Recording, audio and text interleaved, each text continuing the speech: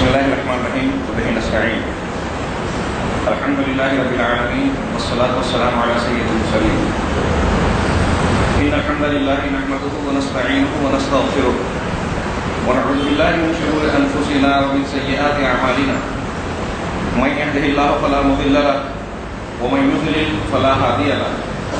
وأشهد أن لا إله إلا الله وحده لا شريك له وأشهد أن محمدا عبده ورسوله. أما بعد، أعوذ بالله من الشيطان الرجيم. بسم الله الرحمن الرحيم. يا أيها الذين آمنوا اتقوا الله حق تقاته ولا تموتن إلا وأنتم مسلمون. يا أيها الناس اتقوا ربكم الذي خلقكم من نفس واحدة وخلق منها زوجها وبث منهما رجالا كثيرا ونساء واتقوا الله الذي تساءلون به والأرحام إن الله كان عليكم رقيبا. يا أيها الذين آمنوا اتقوا الله وقولوا قولا سديدا يصلح لكم أعمالكم ويغفر لكم ذنوبكم ومن يطع الله ورسوله فقد فاز فوزا عظيما. قال الله تبارك وتعالى في كلامه العزيز: أعوذ بالله من الشيطان الرجيم. واعتصموا بحبل الله جميعا ولا تفرقوا واذكروا نعمة الله عليكم إذ كنتم أعداء فألف بين قلوبكم فأصبحتم بنعمته إخوانا وكنتم على شفا حفرة من النار فأنقذكم منها كذلك يبين الله آياته. وقال تعالى: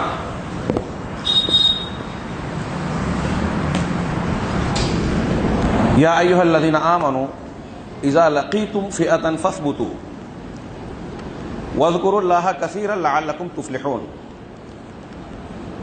واطیعوا اللہ ورسولہ ولا تنازعوا فتفشلوا وتذهب ريحكم واصبروا ان اللہ مع الصابرین. وقال: یا ایھا الذین آمنوا اطیعوا اللہ واطیعوا الرسول واولی الامر منکم فإن تنازعتم في شيء فردوه إلى الله والرسول إن كنتم تؤمنون بالله واليوم الآخر ذلك خير وأحسن تأويلا. اس مجلس کے قابل احترام فضیلت الشیخ محمد حسین صاحب صدر محترم حافظہ اللہ، میرے بزرگوں، دینی بھائیوں، آج میرے لیے سعادت کی بات ہے کہ حیدرآباد کے اپنے اخوان کے ساتھ ملنے، گفتگو کرنے کا موقع ملا، اور سعادت کا پہلو یہ ہے کہ دین کے حوالے سے کچھ باتیں کہنے اور سننے، افادے اور استفادے کا اللہ تبارک و تعالیٰ نے موقع عنایت فرمایا. اللہ تبارک و تعالیٰ سے دعا ہے کہ ہماری یہ دینی ملاقات قبول فرمائے، ہمیں اخلاص سے نوازے، اور جو کچھ وقت ہم سننے اور سنانے میں لگا رہے ہیں اللہ تبارک و تعالیٰ اسے ہمارے دین اور دنیا کے لیے، آخرت اور دنیا کے لیے خیر و برکت کا باعث بنائے. محترم حاضرین، عنوان آپ نے سنا، اتحاد مگر کیسے؟ ایک زرخیز عنوان، پہلو دار عنوان. موجودہ مقامی سطح سے لے کر عالمی سطح تک مسلمانوں کے حالات کو اگر دیکھا جائے تو میں سمجھتا ہوں توحید کے بعد اجتماعی مسائل کے حل میں سب سے اہم عنوان اتحاد. اللہ تبارک و تعالیٰ نے سورہ مائدہ میں شراب، جوئے وغیرہ کی حرمت بیان کرنے کے بعد ارشاد فرمایا: انما یرید الشیطان ان یوقع بینکم العداوۃ والبغضاء فی الخمر والمیسر ویصدکم عن ذکر اللہ وعن الصلاۃ فہل انتم منتہون. پہلا جملہ کہ شیطان یہ چاہتا ہے کہ تمہارے درمیان شراب اور جوئے کے ذریعے سے بغض، نفرت، عداوت اور دشمنی ڈال دے. شراب اور جوئے کی عادت اور لت میں ملوث کرنا چاہتا ہے، اس کے ذریعے سے تمہارے درمیان بغضاء اور عداوت، کینہ کپٹ، نفرت اور عداوت کو ڈال دے. اختلافات کی بنیاد دل کی نفرت، عداوت، بغض اور عناد ہی ہوتا ہے. شیطان، اللہ تعالیٰ نے فرمایا کہ شیطان یہ چاہتا ہے کہ شراب اور جوئے کے ذریعے سے تمہارے دلوں میں بغض اور عناد ڈال دے گے۔ یہاں قابل ذکر بات یہ ہے کہ اللہ تبارک و تعالیٰ نے یہ فرمایا کہ شیطان یہ چاہتا ہے، فطری طور سے انسان بغض اور عناد اور اختلاف نہیں چاہتا، جھگڑا کرنا انسان کو ذاتی طور سے پسند نہیں ہے، فطرت ہے۔ اللہ تبارک و تعالیٰ نے یہاں یہ نہیں کہا کہ انسان چاہتا ہے، شیطان چاہتا ہے۔ اور کیسے چاہتا ہے؟ شراب اور جوئے کے ذریعے سے تمہارے درمیان بغض اور عناد ڈالنا چاہتا ہے۔ بغض اور عناد میں انسان کے لیے کشش نہیں ہے، انسان کی خواہش، آپ اور ہم یہ نہیں چاہتے، ہمیں جھگڑا کرنے میں مزہ نہیں آتا، جھگڑے میں لذت نہیں ہے، یہ شر محض ہے۔ علامہ ابن تیمیہ فرماتے ہیں کہ بغض اور جھگڑا شر محض ہے، لہٰذا کوئی عقل مند انسان اس کو ذاتی طور سے، فطری طور سے پسند نہیں کرتا۔ شیطان اس ناپسندیدگی کے باوجود یہ طریقہ اور حکمت اختیار کرتا ہے کہ ان گناہوں کو ذریعہ بناتا ہے جس میں انسان کو لذت محسوس ہوتی ہے، جسے انسان اپنے نفس کی خواہشات کی بنیاد پر چاہتا ہے۔ شراب پینے میں اسے مزہ آتا ہے جس کو عادت ہوتی ہے، جوا کھیلنے میں لطف آتا ہے، زنا، فواحش، بدکاری میں اسے بظاہر لذت حاصل ہوتی ہے، لہذا شیطان پہلے ترغیب دیتا ہے کہ اس کی اس شہوت کو بھڑکائے۔ جب وہ ان گناہوں میں ملوث ہو جاتا ہے تو ان گناہوں کو ذریعہ بناتا ہے بغض اور عناد کا۔ اس سے یہ نقطہ بھی معلوم ہوا کہ بغض اور عناد یہ شراب کی لت اور جوئے کی لت سے کہیں زیادہ بری ہے، کیونکہ اگر کوئی انسان اس عادت کا شکار ہو بھی جائے تو شیطان اس پر بس نہیں کرتا، اکتفا نہیں کرتا، بلکہ اس کو ذریعہ بنا کر، لذت والے گناہوں کو ذریعہ بنا کر ان گناہوں کی طرف لے جاتا ہے جس میں لذت نہیں ہے۔ بغض اور عناد میں، اختلاف میں لذت نہیں ہے، شیطان اسے ذریعہ بناتا ہے۔ اور گویا یہ اللہ تبارک و تعالیٰ کہہ رہا ہے کہ شیطان اسے پسند کرتا ہے۔ جو چیز شیطان کی پسندیدہ ہو وہ ہمارے لیے کتنی مہلک ہو سکتی ہے، اور جو چیز شیطان کی پسندیدہ ہو وہ اللہ تبارک و تعالیٰ کو پسندیدہ ہو سکتی ہے، سوال ہی پیدا نہیں ہوتا۔ شیطان یہ چاہتا ہے کہ تمہارے دلوں میں، تمہارے درمیان اختلاف پیدا کر دے، بغض اور عناد پیدا کر دے، شراب اور جوئے کے ذریعے سے۔ اب کتنے افسوس کی بات ہے کہ ایک آدمی شراب اور جوئے کی لت سے دور ہو، اس کے باوجود اختلافات کا شکار ہو، شیطان کی مشیت و مرضی اور اس کے ایجنڈے پر کام کر رہا ہو۔ اب یہاں شیطان کہا، عرف میں ہم اسے شیاطین الجن ہی مانتے ہیں، لیکن ہم دنیا میں یہ دیکھ رہے ہیں کہ مسلمانوں کے درمیان اختلاف کرنے کے لیے پوری دنیا ایک متحد ہے، اور مسلمانوں کا معاملہ یہ ہے کہ اللہ رسول صلی اللہ علیہ وسلم کے احکامات کو جانتے ہوئے، اتحاد کے فضائل و فوائد سے واقف ہوتے ہوئے، اختلافات کے نقصانات سے آشنائی کے باوجود، ایک عرب عالم کے قول کے مطابق انہوں نے کہا کہ اتفقوا علی الا یتفقوا، مسلمانوں نے اس بات پر اتفاق کر لیا ہے کہ اتفاق نہیں کرنا ہے، اس بات میں وہ متحد ہیں کہ متحد نہیں ہونا ہے۔ شیطان اسے پسند کرتا ہے، اس لیے ہم اس کے ایجنڈے پر کام کر رہے ہیں۔ صرف شیطان ہی نہیں کرتا، اپنے مطالب کو کی تکمیل تک پہنچانے کے لیے، اپنی سازشوں کو بروئے کار لانے کے لیے شیاطین الانس، یہود، نصارہ اور دشمنان دین آج پوری دنیا میں مسلمانوں میں اختلافات کو شدید کرنے کے لیے ہر پہلو سے سرگرم عمل ہے۔ ان کے تمام ذرائع ابلاغ، ان کے تمام وسائل اس کام پر مامور ہیں کہ اسلام کے چہرے کو مسخ کیا جائے اور مسلمانوں کو دین سے دور کیا جائے، ان کے دل میں آپس میں اختلافات پیدا کیا جائے، اتحاد سے یہ لوگ الرجک ہو جائیں۔ ایک طرف یہ شیطان کی مشیت ہے۔ اللہ تبارک و تعالیٰ کیا چاہتا ہے؟ قرآن و حدیث میں نے تو ابھی یہاں خطبہ مسنونہ کے بعد کم از کم 3-4 آیتیں پڑھی جن میں اللہ تبارک و تعالیٰ نے زور دے کر نہ صرف اتحاد و اتفاق کی، اجتماعیت کی تعلیم دی، بلکہ اس کے فوائد کی طرف بھی اشارہ کیا، اختلافات کے ہونے کی شکل میں یہ بیان فرمایا کہ اس کے کیا کیا نقصانات ہیں۔ اللہ کے رسول صلی اللہ علیہ وسلم نے دین کے اختلافات کی شکل میں فرمایا، اس کے تعلق سے اللہ تعالیٰ نے خطاب کر کے رسول اللہ صلی اللہ علیہ وسلم سے فرمایا، ان الذین فرقوا دینہم وکانوا شیعا لست منہم فی شیء، جن لوگوں نے دین کو ٹکڑے ٹکڑے کر دیا، فرقوں میں بانٹ دیا، آپ کا ان سے کوئی تعلق نہیں۔ کون سا مسلمان ہے جو آج یہ کہے یہ پسند کرے کہ میں جناب محمد رسول اللہ صلی اللہ علیہ وسلم سے تعلق نہیں رکھنا چاہتا، آپ سے میری محبت و وابستگی نہیں ہے، کوئی مسلمان کسی بھی مسلک کا ہو یہ کہنے کی جرات کر سکتا ہے، وہ چاہے جتنا سنت سے دور ہو، بدکار اور برے اعمال کا شکار ہو، لیکن وہ رسول اللہ صلی اللہ علیہ وسلم سے محبت کا دعوے دار ہوگا۔ اللہ تبارک و تعالیٰ فرما رہا ہے کہ اے رسول آپ سے اس کا تعلق نہیں ہے جو دین کو ٹکڑے ٹکڑے کر دے، یعنی اگر آپ اللہ کے رسول صلی اللہ علیہ وسلم سے وابستگی کے دعوے دار ہیں تو آپ کو اس وابستگی کے معیار پر پورا اترنا ہوگا، اور اس معیار کے خلاف ایک بات یہ ہے کہ آپ کے درمیان اختلاف ہو، دین کا اختلاف ہو، یہ دین کا اختلاف ہے۔ اگر مسلمانوں کے موجودہ حالات کا ہم مشاہدہ کرتے ہیں تو ایسا لگتا ہے کہ ہر طرف انتشار، گھر میں انتشار، دو بہویں ہیں، ساس بہو ہے، ان کا جھگڑا، بھائی بھائی کا جھگڑا، پڑوس سے جھگڑا، محلوں میں جھگڑا، برادری کا اختلاف،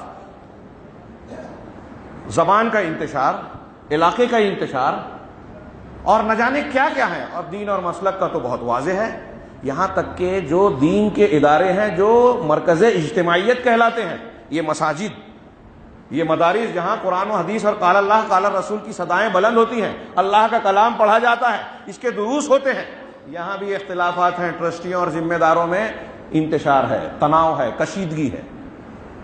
اور وہ جماعت جو کتاب و سنت کی علم بردار ہے، اس کے اندر اگر جھانکیں داخلی سطح پر تو ایسا لگتا ہے کہ ہر ایک کا دل دوسرے سے کٹا ہوا ہے، کوئی کسی کی سننے کے لیے تیار ہی نہیں ہے۔ اللہ کے رسول صلی اللہ علیہ وسلم نے اور شریعت اسلامیہ نے ڈسپلن، جماعت کے اتحاد و اجتماعیت کے لیے جتنی سخت تعلیم دی ہے اتنا ہی سخت ہماری مخالفت ہے۔ ہمارا معاملہ ایسا ہو گیا ہے کہ کبھی ایک سنت ایسی جس کے اندر ترجیحی پہلو کی گنجائش ہو، اجتہادی مسئلہ ہے، دو پہلو ہے موجود دلائل کی بنیاد پر، اس میں ایک پہلو اگر ہمارے کسی نوجوان کو، کسی عالم کو، کسی آدھے ادھورے عالم کو سمجھ میں آ گیا تو وہ اس پر اتنا زیادہ سختی سے کاربند رہے گا کہ اس کی وجہ سے جماعت میں، مسجد میں اور گروہ میں، دوست و احباب میں دو ٹکڑے ہو جائے، یہ گوارا ہے، لیکن اس موقف سے تنازل اختیار کرنا، پیچھے ہٹنا اس کو گوارا نہیں ہے۔ بالکل اللہ کے رسول صلی اللہ علیہ وسلم کی تعلیمات کے برخلاف، صحابہ کرام کے منہج کے برخلاف۔ حقیقت یہ ہے کہ ان اختلافات نے اللہ کے فرمان کے مطابق مسلمانوں کی ہوا اکھاڑ کر رکھی ہے۔ ہم اور آپ اچھی طریقے سے جانتے ہیں کہ مسلمانوں کے تمام مفادات، اجتماعی قوت، عزت و وقار، ہر معاملے اور منصوبے میں کامیابی کی بنیاد اجتماعیت ہے۔ آپ دعوت و تبلیغ میں کامیاب ہونا چاہتے ہیں، آپ کی اجتماعیت ضروری ہے۔ اور آج کے جمہوری انداز میں اگر سیاسی اور پولیٹیکل لیول سے آپ دیکھیں کہ سرکاری معاملات میں آپ کو مسلمانوں کے معاملات کو، مفادات کو منوانا ہے تو آپ کو اتحاد اور اجتماعیت کی قوت کا مظاہرہ کرنا پڑے گا۔ آپ تعلیم میں اگر مسلمانوں کو آگے بڑھانا چاہتے ہیں کہ ہمارے قوم من حیث القوم آگے بڑھے، آپ کا بیٹا اور آپ کا بھتیجا صرف نہیں، قوم اگر ترقی کرے تعلیم کے میدان میں، اس کے لیے اجتماعیت کی ضرورت ہے۔ دعوت و تبلیغ میں آپ کرنا چاہتے ہیں، ہم اس مسلمانوں کے خلاف جو عالمی پیمانے پر فلسطین میں، مصر میں، مختلف عرب علاقوں میں ہمارے گھروں تک جو سازشیں ہو رہی ہیں، میڈیا کے ذریعے سے اور جنگوں کے ذریعے سے مختلف قسم کے غزوات جو چھڑے ہوئے ہیں، ان تمام معاملات میں اگر ہمیں کامیابی سے ہمکنار ہونا ہے تو ہمیں اجتماعیت کے بغیر چارہ کار نہیں ہے، اور اگر اجتماعیت نہیں ہے تو ہماری ہوا اکھڑ جائے گی۔ یہ اللہ تبارک و تعالیٰ کا فرمان ہے، ہوا اکھڑ جائے گی تو دنیا کی کوئی بھی طاقت خس و خاشاک کی طرح ہمیں بہا لے جائے گی، ہماری کوئی وقت اور عزت نہیں ہوگی۔ اور آج مسلمان قوموں کا کھلونا اور دسترخوان بنے ہوئے ہیں۔ جناب محمد رسول اللہ صلی اللہ علیہ وسلم کے ارشاد کے مطابق کہ یوشک ان تداعی علیکم الامم، ایسا قریب ہے کہ امتیں تم پر اس طرح ٹوٹ پڑیں گی جیسے دسترخوان پر بھوکے ٹوٹ پڑتے ہیں۔ صحابہ نے پوچھا کہ من قلت امین کیا ہے، من قلت یومئذ یا رسول اللہ کا مقال، کہ کیا اس وقت قلت میں ہوگی، تعداد کم ہوگی؟ اللہ کے رسول فرمائے نہیں، ولکنکم غثاء کا غثاء السیل، تم تو سیلاب کے جھاگ کے مانند رہو گے، بڑی تعداد ہوگی۔ ابھی عرب عالم کا ایک تجزیہ آیا تھا 2-3 سال پہلے کہ یہ پروپیگنڈا کیا جاتا ہے کہ دنیا میں سب سے بڑی تعداد عیسائیوں کی ہے، کرسچن کی، نصارہ کی، لیکن یہ حقیقت نہیں ہے، یہ جھوٹی مردم شماری پر منحصر ہے۔ دنیا کے جتنے غیر ایسے ممالک ہیں جس میں مسلمان اقلیت میں ہیں، یا دوسرے عالمی سطح کے جو سروے رپورٹ پیش کرتے ہیں، سب مسلمانوں کی تعداد گھٹا کر بتاتے ہیں۔ اس شخص کا دعویٰ یہ تھا، انہوں نے بڑے مدلل اور تفصیلی تجزیہ پیش کیا کہ مسلمان تعداد کے اعتبار سے دنیا میں سب سے زیادہ ہے، وہ پہلے نمبر پہ ہوں، دوسرے نمبر پہ ہوں، تیسرے نمبر پہ ہوں۔ اللہ کے نبی صلی اللہ علیہ وسلم نے فرمایا کہ تم سیلاب کے جھاگ کے مانند ہوگے، لیکن تمہارے اندر وہن پیدا ہو جائے گا اور دشمن سے دل سے تمہاری ہیبت نکل جائے گی، تمہارے اندر حب الدنیا اور کراہیت الموت، دنیا سے محبت۔ وہن سے پوچھا کہ وہن کا مطلب کیا ہے، صحابہ نے پوچھا تو آپ نے فرمایا کہ تمہارا وہن کا مطلب یہ ہے کہ دنیا کی محبت اور موت سے نفرت پیدا ہو جائے گی۔ یہ ایک کتاب ہے، ایک جملہ جناب محمد رسول اللہ صلی اللہ علیہ وسلم کا ایک کتاب ہے۔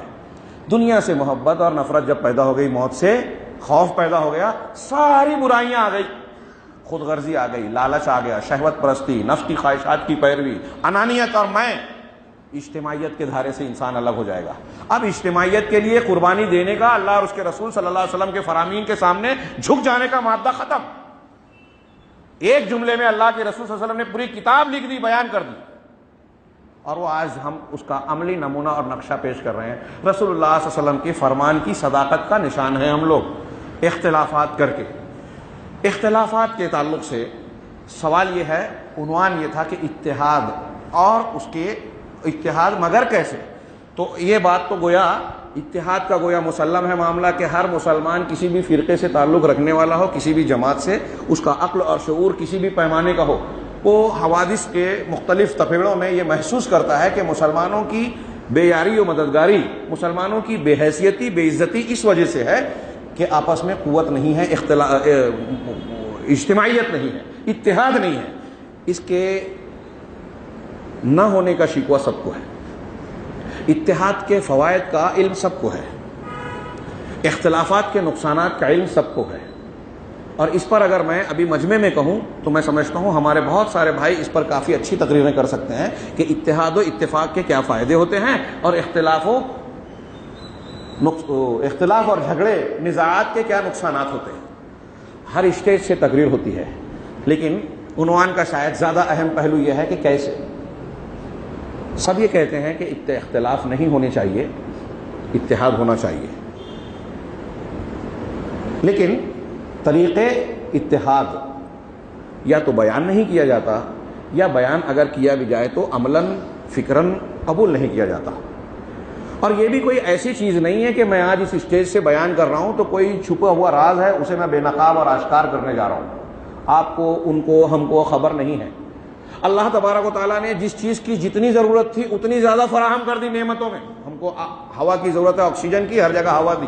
پانی کی جتنی ضرورت ہے پانی کو فراہم کر دیا۔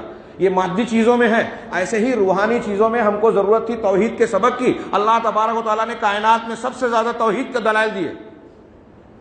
توحید رب کے بعد سب سے زیادہ دلائل قرآن اور جناب محمد رسول اللہ صلی اللہ علیہ وسلم کی حقانیت کے دلائل، اور پھر امت کے جو فروغ، ترقی، ارتقاء اور سعادت و کامیابی کے نسخے ہیں، اللہ تبارک و تعالیٰ نے جو جتنی زیادہ فائدے کی چیز ہے اتنا ہی بے نقاب کیا، کھلا ہوا معاملہ ہے، یہاں کوئی راز نہیں ہے۔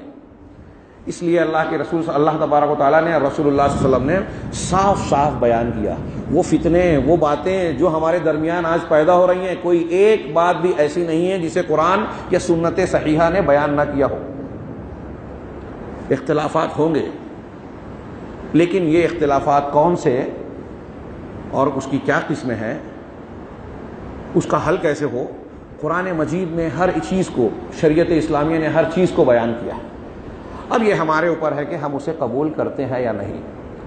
اتحاد کیسے ہو، اس کا ایک جملے کا شارٹ جواب یہ ہے کہ اتحاد ویسے ہی ہوگا جیسے اللہ تبارک و تعالیٰ نے اور جناب محمد رسول اللہ صلی اللہ علیہ وسلم نے بتایا۔ اتحاد ویسے ہی ہوگا جیسے اللہ اور اس کے رسول صلی اللہ علیہ وسلم کی تعلیمات کی روشنی میں صحابہ کرام نے نمونہ پیش کیا اتحاد و اتفاق کا۔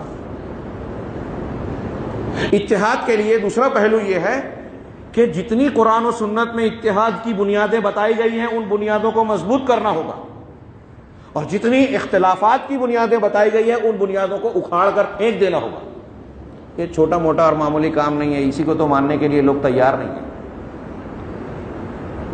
سب سے پہلا اختلاف، آپ اختلاف کی تاریخ دیکھیے، اختلاف کو ہم کو اکھاڑ کر پھینکنا ہے۔ پہلا اختلاف، سب سے پہلا اختلاف، اگر یہ اختلاف اس کا نام دیا جانا درست ہو تو ابلیس نے کیا اللہ تبارک و تعالیٰ سے۔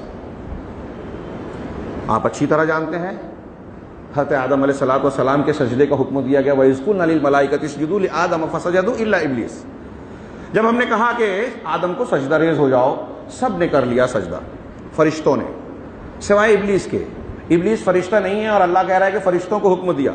استثناء کرنے کے بعد سوال کرنا اور اس پر سرزنش کرنا، سوال و جواب کرنا، یہ اس بات کی دلیل ہے کہ فرشتوں کی اکثریت تھی، اس لیے فرشتوں کو کہا گیا، اور مقصود مخاطب ابلیس بھی تھا۔ اس نے انکار کیا، وجہ کیا تھی؟ ابا واستکبر، انکار کیا اور استکبار کیا۔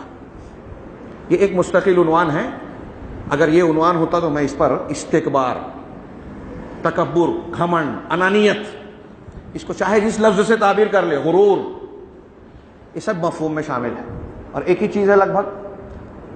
اس استکبار کی بنیاد پر اس نے سجدہ نہیں کیا، اور اہل علم یہ بھی بیان کرتے ہیں کہ اسے حسد ہو گئی کہ آدم کو یہ مقام کیوں مل رہا ہے۔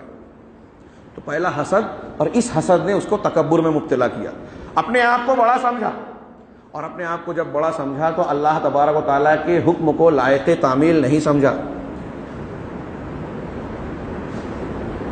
اس نے کہا لما، کیا ہے، میں اس کو کیوں سجدہ کروں؟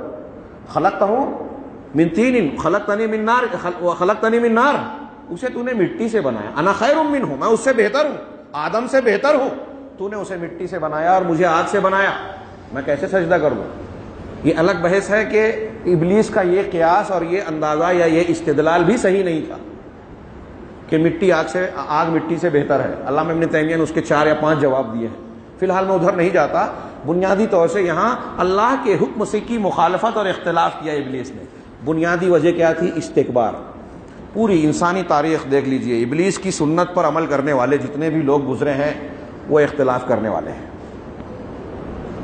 جتنے بھی انبیاء کرام علیہ السلام کی قوموں نے انبیاء کی دعوت کو، دلائل کو دیکھنے کے باوجود قبول نہیں کیا۔ قرآن نے عام طور سے ان کے بارے میں آپ جگہ کہ یستکبرون عن آیات اللہ، وہ اللہ کی آیتوں سے استکبار کرتے رہے۔ فرعون کے بارے میں کہا کہ موسیٰ علیہ السلام کے تمام دلائل دیکھ لیے، وَجَحَدُوا بِهَا وَاسْتَيْقَنَتْهَا أَنفُسُهُمْ ظُلْمًا وَعُلُوًّا، اور دوسری جگہوں پہ استکبار بھی کیا کہ فرعون نے انہوں نے حضرت موسیٰ علیہ السلام کی لائے ہوئی دلیلوں، نشانیوں، معجزات کا انکار کیا، حالانکہ ان کے دلوں کو اس پر یقین تھا۔ یہ اللہ فرما رہا ہے وَاسْتَيْقَنَتْهَا بِهَا أَنفُسُهُمْ، فرعون کو بھی یقین تھا کہ جو موسیٰ پیش کر رہے ہیں وہ حق ہے، یقین جانتے ہوئے بھی قبول کیوں نہیں کیا؟ ظلم و علوا، ظلم کرتے ہوئے، ہٹ دھرمی کرتے ہوئے اور بلندی چاہتے ہوئے، تکبر اور گھمنڈ میں مبتلا ہو کر۔ دوسری جگہوں پر یستکبرون کا بھی لفظ ہے، استکبار کرتے ہوئے نہیں مانا۔ یہ بڑی بڑی باتیں، ان الذین یجادلون فی آیاتنا ان الذین یجادلون فی آیاتنا بغیر سلطان اتاہم ان فی قلوبہم الا کبر، سورہ حامیم سجدہ کی آیت ہے۔ جو لوگ سورہ مومن کی، کہ جو لوگ ہماری آیتوں کے سلسلے میں بغیر کسی سلطان و دلیل کے جھگڑا کرتے ہیں، ان کے دلوں میں کبر ہے۔ دراصل اللہ کی آیتوں کو نہ ماننا اور اختلاف کرنا، اس کی بنیاد بتائی اللہ تبارک و تعالیٰ نے کہ دلوں میں کبر ہے، گھمنڈ ہے۔ اب آپ کہیں گے، ایسی اور بھی مثالیں ہیں، آپ کہیں گے کہ تکبر کی بنیاد پر جتنی مثالیں میں دے رہا ہوں کفار کی دے رہا ہوں۔ ایک مثال چھوٹی سی دوں، حالانکہ یہ مستقل عنوان ہو سکتا ہے۔ مسلم شریف کی حدیث حضرت سلمہ بن اکوع رضی اللہ تعالیٰ عنہ فرماتے ہیں کہ ایک آدمی رسول اللہ صلی اللہ علیہ وسلم کے ساتھ کھا رہا تھا، وہ فَأَكَلَ بِشِمَالِهِ، اپنے بائیں ہاتھ سے، الٹے ہاتھ سے کھانے لگا۔ نبی کریم صلی اللہ علیہ وسلم نے کہا کُل بِيَمِينِكَ، ارے تم سیدھے ہاتھ سے کھاؤ۔ اس نے کہا لا استطیع، مجھے سیدھے ہاتھ سے کھانے کی استطاعت نہیں ہے۔ نبی کریم صلی اللہ علیہ وسلم رحمت للعالمین، جنہوں نے طائف والوں کو بد دعا نہیں دی، جنہوں نے کفار مکہ کو بہت ستانے پر بد دعا نہیں دی، احد میں مظالم ڈھانے والوں کو بد دعا نہیں دی تھی تو فوراً واپس لے لیا، انہوں نے اس شخص کو بد دعا دے دی، لستطعت، کہ تو کہتا ہے کہ میری طاقت نہیں ہے کہ میں سیدھے ہاتھ سے کھاؤں، اللہ تو اس کی استطاعت نہ رکھے۔ وجہ بتائی کیوں بد دعا دی۔ سلمہ بن اکوع رضی اللہ تعالیٰ عنہ کہتے ہیں کہ ما منعہ الا الکبر، اسے اللہ کے رسول صلی اللہ علیہ وسلم کی بات، سنت، حدیث، حکم کو ماننے سے صرف تکبر نے روکا تھا۔ تکبر اور گھمنڈ نے، میں نہیں کھا سکتا، ہم اس کو یوں کہہ لیں، میں نہیں کھا سکتا، جیسے آج ہم کسی کو اگر بتائیں کہ بھائی ایسے مت کھاؤ، سیدھے ہاتھ سے کھانا پیو اور کھانا کھاؤ، نہیں چلو کیا چھوٹی چھوٹی باتوں میں پڑے ہوئے، کیا فروعی مسائل میں پڑے ہوئے، چھوٹے چھوٹے معاملے میں. وہ مسئلہ چھوٹا ہو سکتا ہے لیکن رسول اللہ صلی اللہ علیہ وسلم کا مسئلہ چھوٹا نہیں ہوتا. ایک مومن بندے کو اگر یہ پتہ چل جائے کہ میرے رسول جناب محمد رسول اللہ صلی اللہ علیہ وسلم کا طریقہ کار یہ ہے، تو دنیا کی کوئی ہستی، کوئی شخصیت اس کے مقابلے میں اس کے خلاف کوئی نمونہ پیش کرتی ہے اس کے پیروں کی ٹھوکر میں ہوگا، جناب محمد رسول اللہ صلی اللہ علیہ وسلم کا طریقہ اختیار کرے گا. اور اگر وہ نہیں کرتا ایسا تو وہ صاحب ایمان نہیں ہے، وہ صاحب کبر ہے، وہ صاحب کبر ہے. اللہ تبارک و تعالیٰ نے حدیث قدسی میں فرمایا الکبریاء ردائی، کبریا بڑائی میری چادر ہے، والعظمت ازاری، اور عظمت میری چادر، میرا ازار ہے. فمن نازعنی فی واحد منہما اسکنتہ ناری، جو ان دونوں میں سے کسی چیز میں مجھ سے نزاع کرے گا میں اس کو اپنی جہنم میں ڈالوں گا، بھیانک عذاب دوں گا. لا يدخل الجنت من کان فی قلبہ مثقال ذرۃ من کبر، جس کے دل میں رائی کے دانے کے برابر بھی تکبر ہوگا وہ جنت میں نہیں جائے گا. یہ سب مسلم شریف اور بخاری کی حدیثیں ہیں. اب ایک اختلاف کی بنیاد یہ ہے، میں نے یہ بنیاد صرف بتائی، وقت بڑا محدود ہے، تفصیل میں نہیں جا سکتا مزید، حالانکہ یہ بھی کچھ تفصیل ہو گئی. ہمارے یہاں بہت سارے لوگ جو اختلاف کرتے ہیں، اگر ان کو سمجھایا جائے کہ صاحب دیکھیے یہ ایسے نہیں ہے ایسے ہے، تو ان کو بھی تکبر گھیر لیتا ہے. ابھی میں نے کئی جگہ بیان کیا کہ ہمارے کوئی ایک دوست نے کہا کہ جامعہ سلفیہ سے فارغ ہونے والے کو سلفی کہتے ہیں، جامعہ محمدیہ سے فارغ ہونے والے کو محمدی کہتے ہیں، ندوہ سے فارغ ہونے والے کو ندوی کہتے ہیں، اس طرح کی نسبتیں ہیں. کہا ایک اور اصطلاح اب شروع کر دینی چاہیے. تو کہا میں نے پوچھا وہ کیا؟ کہا آج کل یہ ویب سائٹ اور واٹس ایپ پہ دیکھ کے ہمارے نوجوان عالم بن رہے ہیں، فتوے دیتے پھر رہے ہیں، تو ان کو ویب سائٹ ہی اور واٹس ایپ ہی بولا جائے. یہ ایک نسبت کر دی جائے، یہ علماء کی سننے کو تیار ہی نہیں ہے. اور ان کو جب بتایا جاتا ہے تو یہ سمجھتے ہیں کہ ہماری انگلیوں پر لائبریریاں ہیں، علم ہے، افتاء ہے. ہم اگر انگلی گھماتے ہیں، موبائل کے بٹن دباتے ہیں یا انٹرنیٹ سے کانٹیکٹ کرتے ہیں تو لائبریریاں ہمارے سامنے ہوتی ہیں. انہیں ارشاد استاذ کی کوئی ضرورت نہیں ہے. صحابہ کرام، تابعین، موقع ہوتا تو میں بیان کرتا، فتویٰ دینے میں ڈرتے تھے. حضرت عبداللہ ابن مسعود کہتے ہیں کہ مجھ سے کوئی فتویٰ پوچھتا تھا تو رونگٹے کھڑے ہو جاتے تھے. حلال و حرام کا کوئی مسئلہ پوچھتا تو میرے رونگٹے کھڑے ہو جاتے. امام شعبی جو بہت سے صحابہ کے شاگرد ہیں، عامر بن شرحبیل، وہ کہتے ہیں کہ ہمارے زمانے کا معاملہ یہ تھا کہ ایک آدمی سے اگر کوئی فتویٰ پوچھنے آتا تو وہ عالم پہلے دوسرے عالم کے پاس بھیجتا، مجھ سے زیادہ وہ جانتے ہیں ان کے پاس جائیے. وہ تیسرے کے پاس بھیجتا، وہ چوتھے کے پاس بھیجتا. امام شافعی کہتے ہیں گھوم پھر کر وہ پہلے کے پاس آتا. اور ایسا جو علماء کرام کرتے تھے وہ اس وجہ سے نہیں کہ ان کو علم نہیں تھا، وہ جواب نہیں دے سکتے تھے. بہت اہم بات ہے، نوجوان سوچیں، کوئی چھوٹا موٹا معاملہ نہیں ہے یہ. لا تقف ما لیس لک بہ علم ان السمع والبصر والفؤاد کل اولئک کان عنہ مسئولا. یہ علماء کرام ڈرتے تھے اللہ کے ان احکامات کی وجہ سے. جس کا علم تمہیں نہیں ہے اس کے پیچھے مت پڑو، تمہاری آنکھ، کان اور دل و دماغ کے متعلق تم سے پوچھا جائے گا. یہ ذمہ داری کی بات ہے. محمد بن منقدر تابعی کہتے ہیں کہ اگر کوئی تم سے حلال حرام اور شریعت کا مسئلہ پوچھتا ہے تو بہت اچھی طرح غور کر لو، اس لیے کہ تم بندے اور اللہ کے درمیان نمائندہ بن رہے ہو. تم جو کہو گے وہ یہ سمجھے گا کہ اللہ کا دین یہ کہتا ہے. اگر وہ اللہ کا دین نہیں ہے تو تم جھوٹا انتساب کر رہے ہو اللہ کی طرف، رسول کی طرف. امام شافعی کہتے ہیں کہ یہ کم علمی کی وجہ سے نہیں ہوتا تھا کہ ایک عالم دوسرے کی طرف بھیجتا تھا، یہ تورع، احتیاط اور اللہ کے خوف کی وجہ سے ہوتا تھا. امام احمد کہتے ہیں کہ اس آدمی کو فتویٰ نہیں دینا چاہیے جو کم سے کم 1,00,000 حدیثیں حفظ نہ رکھتا ہو. اس معیار پہ تو آج کے مفتیان بھی نہیں بیٹھیں گے.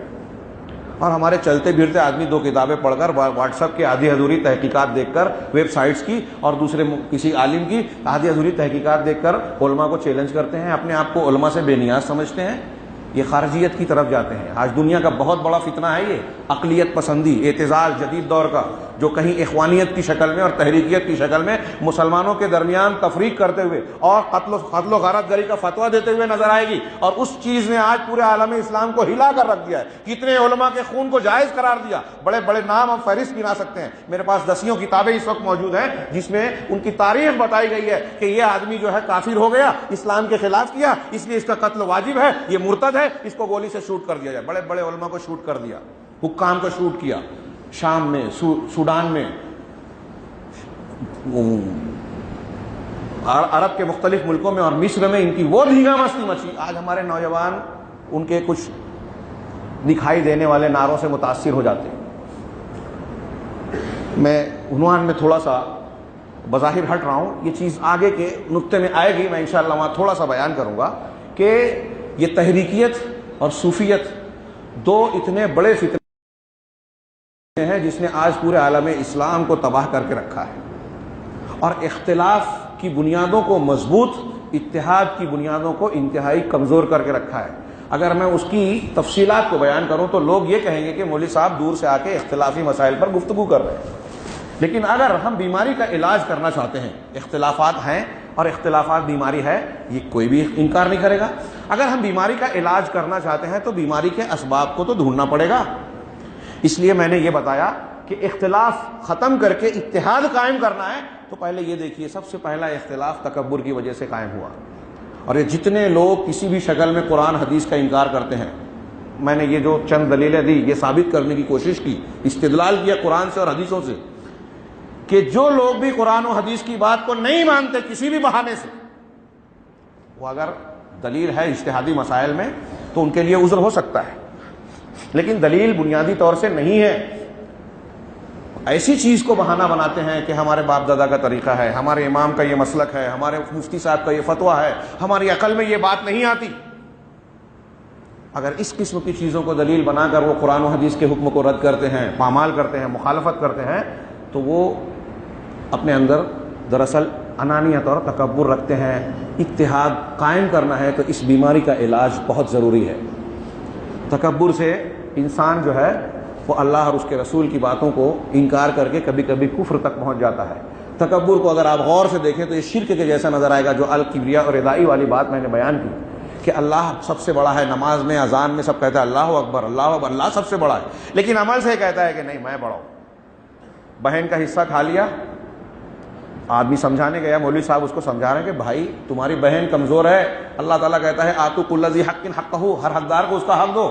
میں نے کمایا میں کیسے دے دوں بہن کو، بیٹی کو، فلاں اور فلاں کو؟ اللہ کی بات ہماری سمجھ میں نہیں آتی، یہ نہ سمجھ میں آنا یہ تکبر کی بنیاد پر ہے، اس کا علاج ضروری ہے۔ قرآن و حدیث کو نہ ماننے کی ایک بنیاد یہ تکبر ہے۔ دوسری بنیاد، دوسرا اختلاف جو دنیا کی زندگی کے چلنے کے بعد بڑا، جس کو قرآن و حدیث نے نقل کیا، وہ حابیل و قابیل کا جھگڑا ہے۔ حابیل اور قابیل کا جھگڑا بھی آپ جانتے ہیں، تفصیل میں نہیں جاتا، قرآن نے اس کا ذکر کیا ہے، حدیث میں اس کی تھوڑی سی تفصیل موجود ہے۔ ان دونوں نے قربانی پیش کی، اذ قرب قربانا فتقبل من احدهما ولم يتقبل من الاخر، قرآن نے کہا دونوں میں سے ایک کی قربانی قبول ہوئی، ایک کی نہیں ہوئی، دوسرے نے حسد کا شکار ہوا کہ یہ میرے مقابلے میں یہ ہے۔ کچھ روایتیں یہ بیان کی جاتی ہے جس کی سند کا کوئی پتہ نہیں ہے، مجھے نہیں علم ہے، کہ حابیل کے ساتھ اور قابیل کے ساتھ جو بہنیں پیدا ہوئی تھیں اس وقت طریقہ یہ تھا کہ جو جس کے ساتھ میں جو پیدا ہوئی ہے لڑکی، اس سے شادی نہیں ہوگی، دوسرے والے سے جو ساتھ میں پیدا ہوئی اس سے شادی ہوگی۔ تو کچھ لوگ کہتے ہیں کہ وہ قابیل یہ چاہتا تھا کہ اس کے ساتھ میں جو بچی پیدا ہوئی اس سے شادی کرے، وہ زیادہ پسند تھی، خوبصورت تھی، اور قرآن کہتا ہے کہ قربانی پیش کی، ایک کی قبول ہوئی ایک کی نہیں۔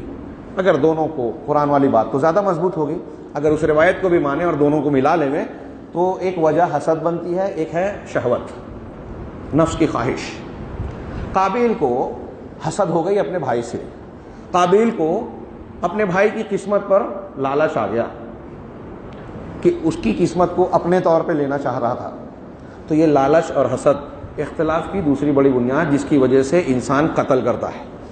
آج جو جتنے ہمارے یہاں قتل و غارت گری چل رہی ہے اس میں ایک جڑ، بہت بڑی جڑ بنیاد نظر آئے گی کہ دوسرے لوگ، ایک آدمی دوسرے لوگ سے حسد کے شکار ہے۔ یہ حسد اور تکبر جو میں نے بیان کیا اس میں ایک پوائنٹ، ایک پہلو یہ نظر میں رہے کہ یہ صرف انفرادی نہیں ہوتا، یہ اجتماعی بھی ہوتا ہے۔ یہ تکبر، حسد جب اجتماعی شکل اختیار کرتا ہے تو یہ قومی اور اجتماعی تعصب بن جاتا ہے۔ یہودیوں کا تعصب نسلی بن گیا کہ یہودی اللہ کے بیٹے ہیں، اصلی انسان وہی ہیں، باقی سب سور اور کتے ہیں، اور ان کے ساتھ چاہے جو سلوک کیا جا سکتا ہے وغیرہ وغیرہ، ان کی تلمودی تعلیم ہے۔ یہی چیز ہندو میں، برہمنوں میں نسلی دین بن گیا۔ یہی چیز نازی میں تھی، ہٹلر نے اس نشے میں چور کر کے قوم کو پوری دنیا میں غلبہ حاصل کرنے کا جوش دلا دیا اور جنگ عظیم رونما ہوئی، لیکن اس میں بھی کہتے ہیں کہ پیچھے یہودی تھے، بنیاد یہودی تھے۔ خیر وہ ایک دوسری بحث ہے۔ اجتماعی جب ان سے تعصب پیدا ہوتا ہے تو یہ تعصب بھی انسان کو حق کے قبول کرنے میں رکاوٹ بنتا ہے۔ جیسے ہم پڑھتے ہیں کہ ابو جہل، ابو لہب اور دنیا کے اور ایسے بہت سارے سرداران قریش، کفار کے سردار، اس لیے جناب محمد رسول اللہ صلی اللہ علیہ وسلم کی تعلیمات کو قبول نہیں کرنے پر آمادہ ہوئے کہ سرداری چلی جائے گی، قوم کا نام ہے، باپ دادا کا دین ہے، یہ سب مجروح ہو جائے گا۔ ٹھیک اسی طریقے سے آج مسلمانوں میں جو مختلف اختلافات ہیں، جس کو لوگوں نے مضبوط کر رکھا ہے اپنی اپنی دکان اور پہچان کو، وہ اس وجہ سے کہ اگر ہم اتحاد و اتفاق کے قرآن و حدیث کی تعلیم پر لبیک کہتے ہیں تو ہمارا اپنا گروہی وجود اور مفادات مجروح ہو جائیں گے، گم ہو جائیں گے۔ موج ہے دریا میں اور بیرون دریا کچھ نہیں۔ اگر ہم دریا میں مل جائیں گے تو ہماری انفرادی شناخت کہاں رہے گی؟ ہماری دکانیں بند ہو جائیں گی۔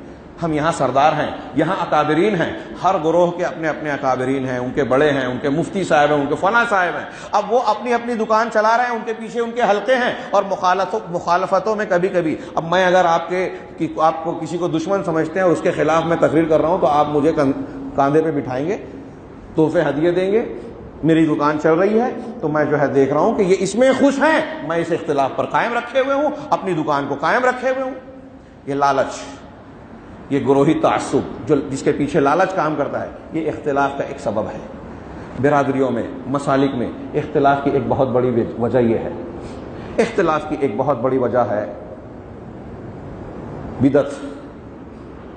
میں صرف اشارہ کروں ورنہ میرا مضمون انتہائی ادھورا رہ جائے گا۔ قوم نوح میں سب سے پہلے شرک کا آغاز ہوا۔ یہ شرک شروع ہوا پہلے بدعت سے، اسی لیے کہا گیا کہ بدعت شرک کا دروازہ ہے۔ انہوں نے اپنے قوم کے 5 نیک صالح لوگوں کی تصویریں بنائی، بت بنائے۔ قرآن نے اس کا ذکر کیا، حضرت ابن عباس رضی اللہ تعالیٰ نے اس کی تشریح کی، بخاری میں موجود ہے۔ قرآن نے کہا ان لوگوں نے آپس میں کہا وَقَالُوا لَا تَذَرُنَّ آلِهَتَكُمْ وَلَا تَذَرُنَّ وَدًّا وَلَا سُوَاعًا وَلَا يَغُوثَ وَيَعُوقَ وَنَسْرًا، یہ ان معبودوں کو چھوڑو نہیں، ود، سوا، یغوث، یعوق، نصر، یہ 5 لوگ ہیں، ان کو چھوڑنا نہیں، ان کو پکڑ کے رکھو۔ شیطان نے ورغلایا کہ دیکھو یہ اچھے لوگ ہیں، جلدی جلدی موت ہو گئی، ان کی یادگار بنا لو، تصویریں مجسمے بنا لیے۔ شریعت میں اس کا حکم نہیں تھا، یہ تصویریں بنائی گئی، اس کی بنیاد پر، یعنی یہ دین میں نئے کام تھا، بدعت تھی، یہ بدعت اختیار کی۔ حضرت ابن عباس کہتے ہیں کہ جس قوم نے، جس نسل نے بتوں کو بنایا تھا، تصویریں بنائی تھی، انہوں نے ان کی پوجا نہیں کی تھی۔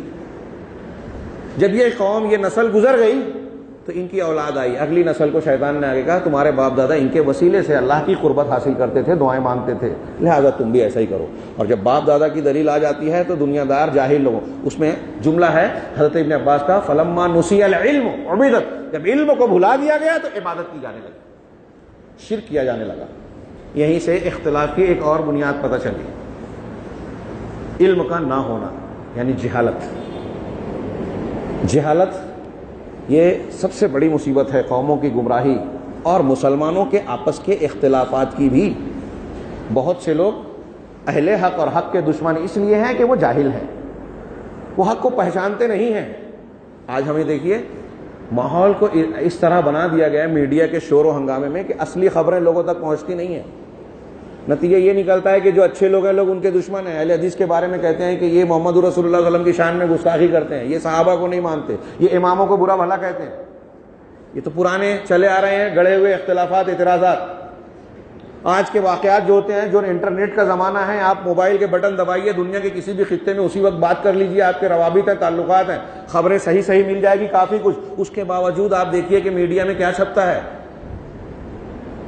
شام کے واقعات ہو رہے ہیں، عراق کے واقعات ہو رہے ہیں، یہاں رافضیت اور شیعیت جو ہے وہ یہود و نصارہ کے ساتھ مل کر اخوانیت کا دست و پا بن کر سلفیت اور سنیت کا قتل عام کر رہی ہے، اور ہمارا میڈیا، ہمارے نوجوان گالیاں دیتے ہیں انہی کو جو مظلوم ہیں، جو اہل حق ہیں۔ کیوں؟ یہود و نصارہ جو خبریں دے رہے ہیں آپ کو، آپ اسی پر ایمان لا رہے ہو۔ آپ کو منہج پر اعتماد نہیں ہے کہ ایک آدمی اگر قرآن و سنت اور توحید و اتباع سنت کے منہج پر ہے تو اس کی بات زیادہ صحیح ہو سکتی ہے، اس کے خلاف اگر کوئی خبر ملتی ہے تو پہلے تحقیق کی جائے۔ ہمارا نوجوان میڈیا کا طبقہ جو یہودیوں کا اور یہاں ہندوستان میں ان کے زیر اثر لوگوں کا، اور آپ کو معلوم ہونا چاہیے کہ روافض کا ان سے گہرا تحالف ہے۔ اگر میں ابھی اس موضوع کو چھیڑوں، اخوانیت والا، حضرت مرسی صاحب جب مصر کے صدر بنے 2 مرتبہ ایران کا دورہ کیا، اس کے ایک ایلچی نے، میرے پاس ثبوت ہیں، اسرائیل کا دورہ کیا۔ صدام حسین کی حکومت کو گرانے کے بعد عبد المجید محسن یا عبد المحسن مجید، اس طرح نام ہے، اخوانیوں کا بہت اہم رکن تھا عراق کا۔ امریکہ نے نوری المالکی کی جو شیعوں کی حکومت بنائی عراق کے اندر، نوری المالکی کی، اس نوری المالکی نے لاکھوں سنیوں کو قتل کیا ہے. میں ہوا میں نہیں کہہ رہا ہوں، اللہ کے گھر میں بیٹھا ہوں احساس ذمہ داری کے ساتھ. میں اس مسلک کا بھی نہیں ہوں جہاں کسی مقصد سے جھوٹ بولنا جائز ہو. میرے پاس تحریری ثبوت شواہد ہیں. نوری المالکی وہ شخص ہے جس نے لاکھوں، میں ہزاروں نہیں کہہ رہا ہوں، لاکھوں، اور مبالغے کے لیے نہیں کہہ رہا ہوں، حقیقت، لاکھوں سنیوں کو قتل کیا. کسی علاقے میں سنیوں کو دیکھتے ہی گولی مار دینے کا حکم تھا. وہ سازشیں کیا ہے ہم ابھی سمجھ بھی نہیں پا رہے. 10 سال بعد پتہ چلے گا ایسا تھا. کون کس کی طرف ہے. اس حکومت میں جسے امریکہ نے بنایا اس میں اخوانی ممبر شریک ہے. یہ اسلام پسند کہتے ہیں ہم کو، اپنے آپ کو. میرے بھائیوں، نوجوانوں، اتحاد کی جو بنیاد ہے نا، ایک منہج صحیح ہے. یہ جتنی بڑی دولت ہے، نعمت ہے، قیمت ہے، کوئی چھوٹا آسان اور ہلکا پھلکا مضمون نہیں ہے جو میں بیان کر رہا ہوں. بہت نازک، بہت اہم اور بہت بنیادی موضوع ہے. ہماری پوری دین، شریعت اور سارے اعمال کی عمارت اسی پہ کھڑی ہوتی ہے کہ آپ کی بنیاد اور منہج کیا ہے. منہج کی قیمت کو اگر آپ سمجھیں گے نا تو یہ چمکتے ہوئی چیزوں کو سے دھوکہ نہیں کھائیں گے، جھوٹی خبروں کے پیچھے بھاگیں گے نہیں. اگر ایک آدمی کا منہج صحیح نہیں ہے تو اس کے اعمال بھی صحیح نہیں ہو سکتے. حسنی مبارک کے خلاف جو تحریک چلانے والا باس تھا، لیڈر تھا، وہ قاہرہ کی چوک میں، کون سی چوک ہے وہ، تحریر چوک، وہ گوگل جو یہودیوں کی ایجنسی ہے ویب سائٹ پر، گوگل کا نمائندہ ہے وہ. میں کہا اسلام پسند کہتے ہیں. علامہ یوسف القرضاوی، اخوانیوں کے بہت نمایاں نام اور چہرے ہیں، ان کی ویب سائٹ چلتی ہے فتاووں کی. انہوں نے انٹرویو میں کہا، شیخ عبدالرحمن عثمان حمد کی کتاب ہے، میرے حوالے کے ساتھ ہے، ڈیٹ کے ساتھ، الجزیرہ پہ انٹرویو میں انہوں نے کہا کہ الحریت کیا کہا، اہم الیہ من تطبیق الشریعہ، اس طرح کا جملہ کہا انہوں نے کہ حریت، آزادی، یہ جمہوریت کا جو نعرہ لگاتے ہیں نا پولیٹکس والا، سیاسی اسلام، تو انہوں نے کیا کہا کہ آزادی، وہ جو امریکہ اور یورپ کا نعرہ ہے، کہ یہ آزادی میرے نزدیک اسلام کی شریعت کی تطبیق اور تنفیذ سے زیادہ اہمیت کی حامل ہے، زیادہ محبوب ہے، یہ زیادہ بہتر ہے. شیخ اشماوی، طارق سویدان، ان کے بیانات آپ پڑھیں گے تو آپ حیرت زدہ رہ جائیں گے. طارق سویدان بحرین کا اخوانی ہے. اس نے جب کویت میں شیعوں کی لائبریری کا دورہ کیا تو وہاں شیعوں سے مخاطب ہو کے کہتا ہے، ان تريدون ان تسبوا ابا ہریرہ فلا تسبوه امامنا. اگر تم ابو ہریرہ رضی اللہ تعالیٰ عنہ کو گالی دینا چاہتے ہو، برا بھلا کہتے تو ہمارے سامنے مت دو. یہ نہیں کہہ رہے مت دو گالی، ہمارے سامنے مت دو. یہ کون سا ایمان ہے بتائیے؟ کون سا منہج ماننے والے لوگ ہیں؟ ان کے پیچھے ہم بھاگ رہے ہیں، ان کے دعووں کے پیچھے جو یہود و نصارہ کے کام آ رہے ہیں، جن کا نشانہ ہے. سعودی عرب نے پابندی لگائی تو ہم شکوہ کر رہے ہیں، چلا رہے ہیں. کیوں لگائی جانتے ہیں آپ؟ شریعت کے ساتھ خفیہ طور سے خطوط بانٹتے تھے. سعودی علماء کے خلاف ابن باز اور ابن صالح بن عثیمین کو اخوانی کہتے ہیں کہ یہ حیض اور نفاس کے علماء ہیں. یہ لوگ کہتے ہیں کہ یہ حیض اور نفاس کے مسائل بیان کرنے والے علماء ہیں، یہ ہمارے کام کے عالم نہیں ہیں. کس کو؟ شیخ ابن باز اور شیخ ابن عثیمین کو، جن کے جیسا دنیا میں موجودہ دور میں شاید کوئی دوسرا عالم نہیں تھا. ہر مقام پر جنہوں نے رہنمائی فرمائی، اور ان کا اثر ہمارے نوجوان قبول کرتے ہیں. ہمارے ہاں بھی علماء کرام اور بزرگوں اور جو تجربہ کار لوگ ہیں، ان کی عقل کو، ان کی باتوں کو یہ پیروں کے تلے رونتے ہیں. ارے علماء کو کیا سمجھتا ہے، بزرگوں کو کیا سمجھتا ہے، یہ بزدل ہے، یہ فلاں ہے، یہ ڈما ہے. آپ اپنے آپ کو بہادر کہہ کے دشمنوں کا اعلی کار بن رہے ہو، کھلونا بن رہے ہو، اپنے منہج سے اختلاف کر رہے ہو. اور مسلمانوں میں اختلاف کی خلیج خود اپنے بزرگوں اور علماء سے اختلاف کر کے آپ کون سا اتحاد قائم کرو گے؟ آپ یہود و نصارہ کے ایجنڈے پہ چلتے ہو. تو اختلاف کی یہ بنیاد، یہ جڑی ملی جلی میں نے بیان کر دی. وقت کم ہے، افسوس کہ ہر ایک کی تفصیل، بہت ہی اہم نقطے ہیں اس میں. اللہ کے رسول صلی اللہ علیہ وسلم نے ہم کو تعلیم دی. آپ یہ دنوں صبح شام میں دعا کرو، اللہم انی اسألک الہدی والتقی والعفاف والغنی. صحیح مسلم کی 4 چیزیں مانگی، 4 چیزوں میں دنیا اور آخرت کی ساری بھلائیاں آ گئی. میں نے صرف اللہم انی اسألک الہدی پہ 2 جمعہ کے خطبے دیے تھے مالیگاؤں میں. اب بتائیے یہاں کیا بیان کروں؟ میں تجھ سے، اے اللہ، میں تجھ سے ہدایت مانگتا ہوں. صحیح دین کی معرفت، علم، یہ جو ہے سب سے بنیادی اور سب سے اہم نعمت ہے اللہ کی. اس نعمت کے نہ ہونے کی وجہ سے اختلافات ہیں، جھگڑے ہیں، انحرافات ہیں، آدمی دین کے نام پر گمراہی کا شکار ہو جاتا ہے۔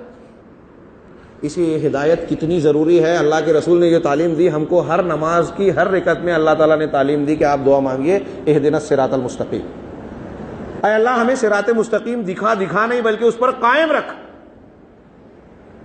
آپ نماز پڑھ رہے ہیں تو ہدایت پہ نہیں ہے، اس نماز میں آپ ہدایت کی دعا مانگ رہے ہیں، مطلب استقلال مانگ رہے ہیں، استقامت مانگ رہے ہیں۔ علامہ ابن تیمیہ کہتے ہیں کیونکہ انحراف اور گمراہی کے بہت سے راستے ہیں، بہت سارے منازل ہیں، آدمی کے قدم جگہ جگہ ڈگمگا جاتے ہیں، کوئی بھی چمکتی چیز نظر آئے، کوئی بھی شیطان بلانے والا گمراہی کے راستے پہ بلاتا ہے، ہمارے نوجوان، ہمارے بڑے چھوٹے، عورتیں مرد جو ہے گمراہی کے شکار ہو سکتے ہیں۔ اس لیے ایک مسلمان کو، ایک انسان کو سب سے زیادہ جس دعا کی ضرورت ہے وہ یہ کہ ہم کو صراط مستقیم پر قائم رکھ پروردگار۔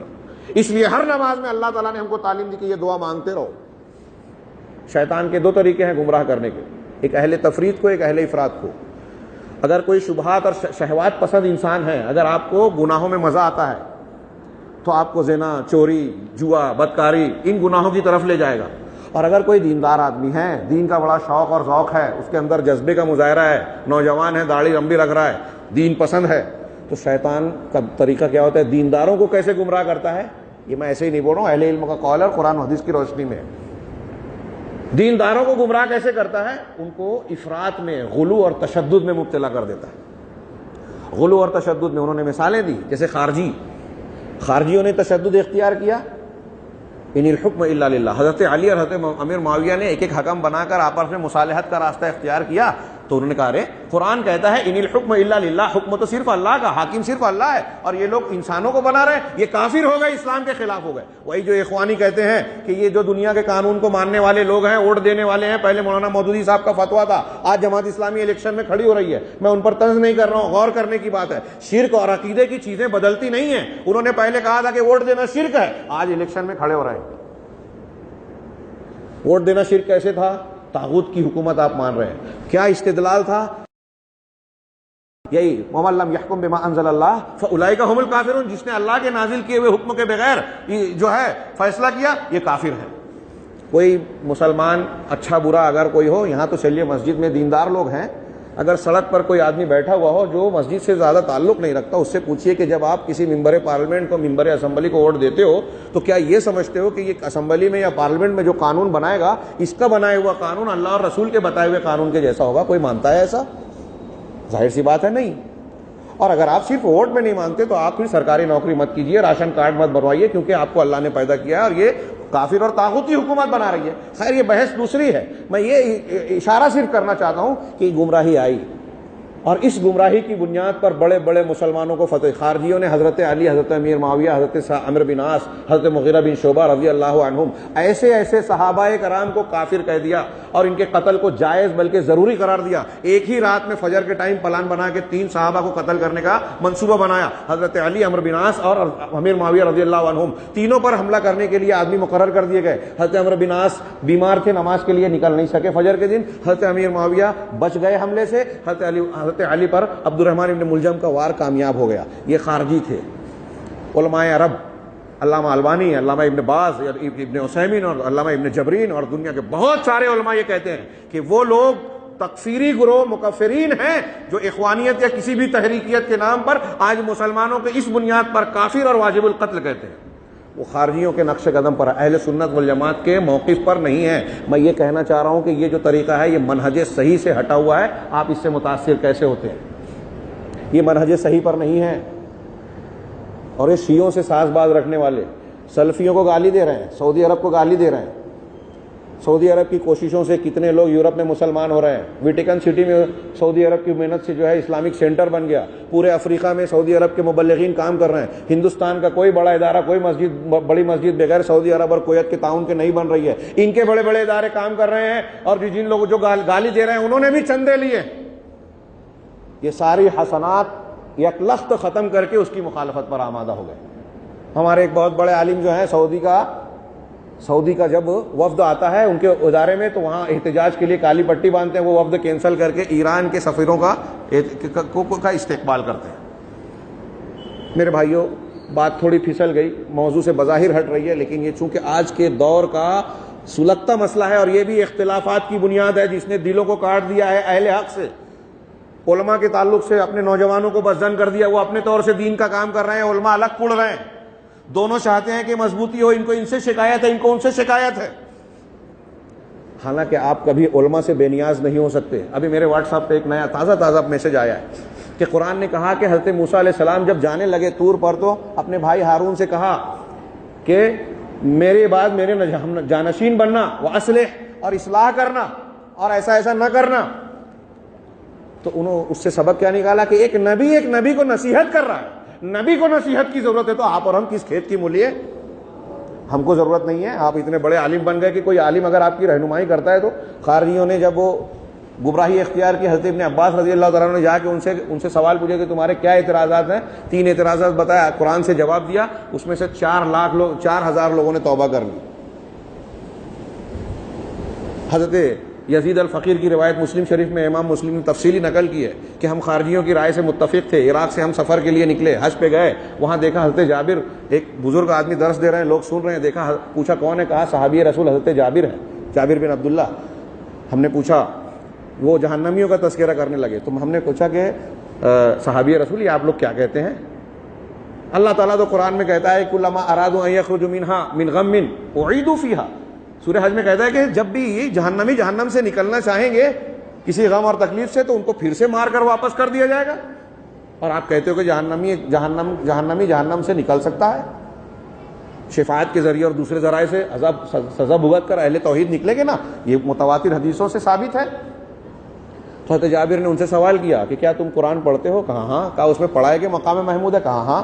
کہا اللہ کے رسول نے یہ بیان فرمایا مقام محمود میں اس طریقے سے سفارش ہوگی، لوگ انبیاء کے پاس سے پھر رسول کے پاس جب آئیں گے قیامت کے دن میدان محشر میں آپ سجدہ ریز ہوں گے، حمد و ثنا کریں گے، اللہ تعالیٰ اجازت دے گا، سر اٹھائیے، مانگیے، دیا جائے گا، وہ سفارش کیجیے، سفارش قبول کی جائے گی، پھر اس کے بعد یہ ہوگا اور آپ پھر ایسی سفارش کریں گے۔ یزید الفقیر کہتے ہیں کہ ان کی باتیں سننے کے بعد ہم جب وہاں سے اٹھے تو ہمارے وفد میں جتنے لوگ تھے کوئی ایک شخص بھی ایسا نہیں تھا جو خارجیت سے متاثر تھے اور خارجیت کی طرف گئے ہوں، سب نے کہا کہ یہ بزرگ صحابی رسول ہے، یہ جھوٹ نہیں بیان کر سکتے۔ اس سے لوگوں نے استدلال کیا کہ اگر آپ کسی ماحول کی چمک دمک سے، کسی فکر سے متاثر ہوتے ہیں تو آپ کو اپنی فکر کا علاج کرنے کے لیے قرآن و حدیث جاننے والے علماء کی طرف رجوع کرنا چاہیے۔ قرآن و حدیث جاننے والے قابل اعتماد علماء وہ نہیں جو دکان چلا رہے ہیں، جو علماء سو ہیں، جو بدعت اور شرک کو تقویت دیتے ہیں، قابل اعتماد علماء۔ تو شرک کی ایک بنیاد یہ جہالت ہے، الہدا کے نہ ہونے کی وجہ سے ساری برائیاں آتی ہیں، اور جتنے بھی اختلافات ہیں، بدعات ہیں، شرکیات ہیں دنیا کے اندر، ان کی سب کی جڑ میں آپ کو جہالت ضرور ملے گی۔ آج بہت سے لوگ مسلمان ہوتے ہیں کافر، یہود، نصارہ، ہنود ہو رہے ہیں، ہماری بدعملیوں کے باوجود، کوتاہیوں اور کمزوریوں کے باوجود۔ یہ اسلام کی کشش اور صداقت اور حقانیت ہے کہ لوگ اس کے حسن فطرت سے، فطری حسن سے جو ہے متاثر ہوئے بغیر نہیں رہتے، لوگ اسلام قبول کر رہے ہیں، لوگ مسلک کتاب و سنت قبول کر رہے ہیں۔ کیوں؟ ان کو جب معلوم ہوتا ہے کہ یہ یہاں دلائل ہیں قبول کرتے ہیں، اس کا مطلب جب وہ اپنے پچھلے مذہب اور مسلک پر تھے تو اس وقت وہ جہالت کا شکار تھے۔ ہر وقت ہمیں دعا کرنی چاہیے، اللہم انی اسألک الہدی یا مقلب القلوب ثبت قلبی علی دینک، اے دلوں کے پھیرنے والے اپنے دین پر ہمارے دل کو قائم رکھ۔ اختلاف کی یہ جتنی ساری بنیادیں ہیں، وقت بہت سمٹتا جا رہا ہے، اس کے بالمقابل ضروری ہے کہ ہم اتحاد کی بنیادوں کو قائم کریں، اختلاف کی بنیادوں کو اکھیڑ کر پھینک دیں۔ میں نے کچھ چھوڑ دیا اس میں اختلاف کی بنیادوں میں، اس لیے کہ وقت اجازت نہیں دے رہا ہے۔ میں نے جو قرآن کی آیتیں پڑھی ان کے ترجمے میں اتحاد و اتفاق کی بنیادیں موجود ہیں۔ اللہ تبارک و تعالیٰ نے فرمایا وَاعْتَصِمُوا بِحَبْلِ اللَّهِ جَمِيعًا وَلَا تَفَرَّقُوا، یہ ایک آیت آخر تک، اللہ کی رسی کو سب مل کر مضبوطی سے تھام لو، وَلَا تَفَرَّقُوا، اور فرقہ فرقہ نہ بنو۔ اللہ کی رسی کیا ہے؟ قرآن۔ اللہ کی رسی کیا ہے؟ اسلام۔ اللہ کی رسی کیا ہے؟ محمد رسول اللہ صلی اللہ علیہ وسلم۔ اللہ کی رسی کیا ہے؟ عبداللہ ابن مسعود نے ایک تفسیر یہ کی کہ اللہ کی رسی جماعت ہے۔ اللہ کی رسی کو کہا انہوں نے کہ الجماعت، کون سی جماعت؟ قرآن و حدیث کو ماننے والی جماعت۔ تو اللہ کی رسی کو مضبوط پکڑو مطلب جماعت کو تھام لو۔ شیخ اسماعیل انصاری عقیدے کی ایک کتاب ہے، قدیم عالم ہے، انہوں نے بیان کیا ایک لمبی عبارت میں، انہوں نے کہتے کہ السنت ہی الجماع والجماعت ہی السنہ، سنت جماعت ہے اور جماعت سنت ہے، اگر آپ جماعت سے الگ ہیں تو سنت پر نہیں ہے۔ واعتصموا بحبل اللہ جميعا، سب مل کر اللہ کی رسی کو، یہاں انفرادیت نہیں ہے۔ اسلام نے اتحاد و اتفاق کی تعلیم کتنی دی ہے، میں نے ان پہلوؤں کو بیان نہیں کیا کہ وہ آپ سنتے رہتے ہیں۔ نماز اجتماعیت کا سبق دیتی ہے، زکوٰۃ کی ادائیگی اجتماعیت کو قائم کرتی ہے، دلوں کو جوڑتی ہے، محبت قائم کرتی ہے۔ حج میں اجتماعیت کا جیسا درس ہے، مستشرقین اور مغربی علماء کا کہنا ہے کہ مسلمانوں کی عبادت حج جس طریقے سے اجتماعیت کو قائم کرنے میں کامیاب ہے اور ہر سال کامیابی سے ہوتا ہے، ایسا دنیا میں کوئی مذہب اس میں کامیاب نہیں ہو سکا۔ ایک لباس، زبان پر ایک نعرہ لبیک اللہم لبیک، ایک جگہ طواف کر رہے ہیں، عرفات اور مینا میں اکٹھا سب ایک عمل کر رہے ہیں، اور اتنے بڑے اجتماع میں ویسی بھگدڑ نہیں ہوتی جہاں دنیا کے کسی بھی ایسے اجتماع میں جیسی بھگدڑ ہو جاتی۔ حج میں اجتماعیت کی تعلیم، کوئی بھی عمل آپ کو شاید ہی ایسا ملے جہاں کسی نہ کسی عیدین کو منایا جائے تو اجتماعیت کے ساتھ۔ آپ اپنی عید کی نماز پڑھنے جا رہے ہیں، اپنے بچوں اور اپنا خیال نہ کریں بلکہ صدقۃ الفطر دیں، قربانی کریں، گوشت پہنچائیں، سماج کے لوگوں کو جوڑ کے چلیں، دلوں کو جوڑنے کا۔ اسلام نے اتحاد کو قائم کرنے کے سب سے زیادہ مواقع دیے، تعلیمات دی، اور اختلاف کی جتنی بنیادیں ہو سکتی ہیں، گھر میں اختلاف، بھائی بھائی میں اختلاف، جماعت میں اختلاف، رشتے اور برادری میں اختلاف، مسلک اور مسلک کا اختلاف، ساری بنیادوں کو ڈھا دیا اسلام نے۔ ہم نہ مانے الگ بات، عصبیت، انانیت، لالچ، تقلید، بدعت، شرک، سب کو حرام کیا اسلام۔ اگر ان حرام چیزوں کو ہم اپنی زندگی میں کھرچ کر پھینک دیں، مسلمان ایک جان ہو جائیں گے۔ وَأَنَّ هَٰذِهِ أُمَّتُكُمْ أُمَّةً وَاحِدَةً وَأَنَا رَبُّكُمْ فَاعْبُدُونِ، یہ امت تمہاری ایک امت ہے اور میں تمہارا پروردگار ہوں، میری ہی عبادت کرو، توحید صرف میری اختیار کرو، صرف میری عبادت کرو گے تو ایک نتیجہ یہ آئے گا کہ آپس میں اختلاف نہیں ہوگا۔ وَاعْتَصِمُوا بِحَبْلِ اللَّهِ، اللہ کی رسی کو مضبوط تھام لو، جمیعاً، سب مل کر، اکیلے اکیلے نہیں کہا۔ وَلَا تَفَرَّقُوا، اور فرقہ فرقہ نہ بنو۔ اس کا مطلب کیا ہوا؟ اہل علم نے کہا کہ فرقہ فرقہ اگر آپ بن رہے ہیں تو اس کا مطلب اللہ کی رسی کو نہیں پکڑا ہے۔ فرقہ فرقہ اگر ہے، آج مسلمانوں میں فرقہ ہے، اس کا مطلب اللہ کی رسی کو، جو لوگ فرقے میں ہیں وہ اللہ کی رسی کو مضبوطی سے نہیں پکڑے ہیں۔ اور فرقہ کون ہے؟ جو رسول کی اتباع کر رہے ہیں، وہ تو اللہ کا حکم ہے، وہ فرقہ نہیں بن رہے ہیں، وہ تو ایک امت پہ امت بنتی ہے۔ رسول کے پیچھے چلنے والے امت کہلاتے ہیں، رسول کے امت ہی ہوتے ہیں۔ فرقہ کب بنتا ہے؟ جب رسول کو چھوڑ کر کوئی دوسرا اصول، کوئی دوسری شخصیت کو اپنا مقتدی پیشوا بنا لیا جائے، وہاں فرقہ بنتا ہے۔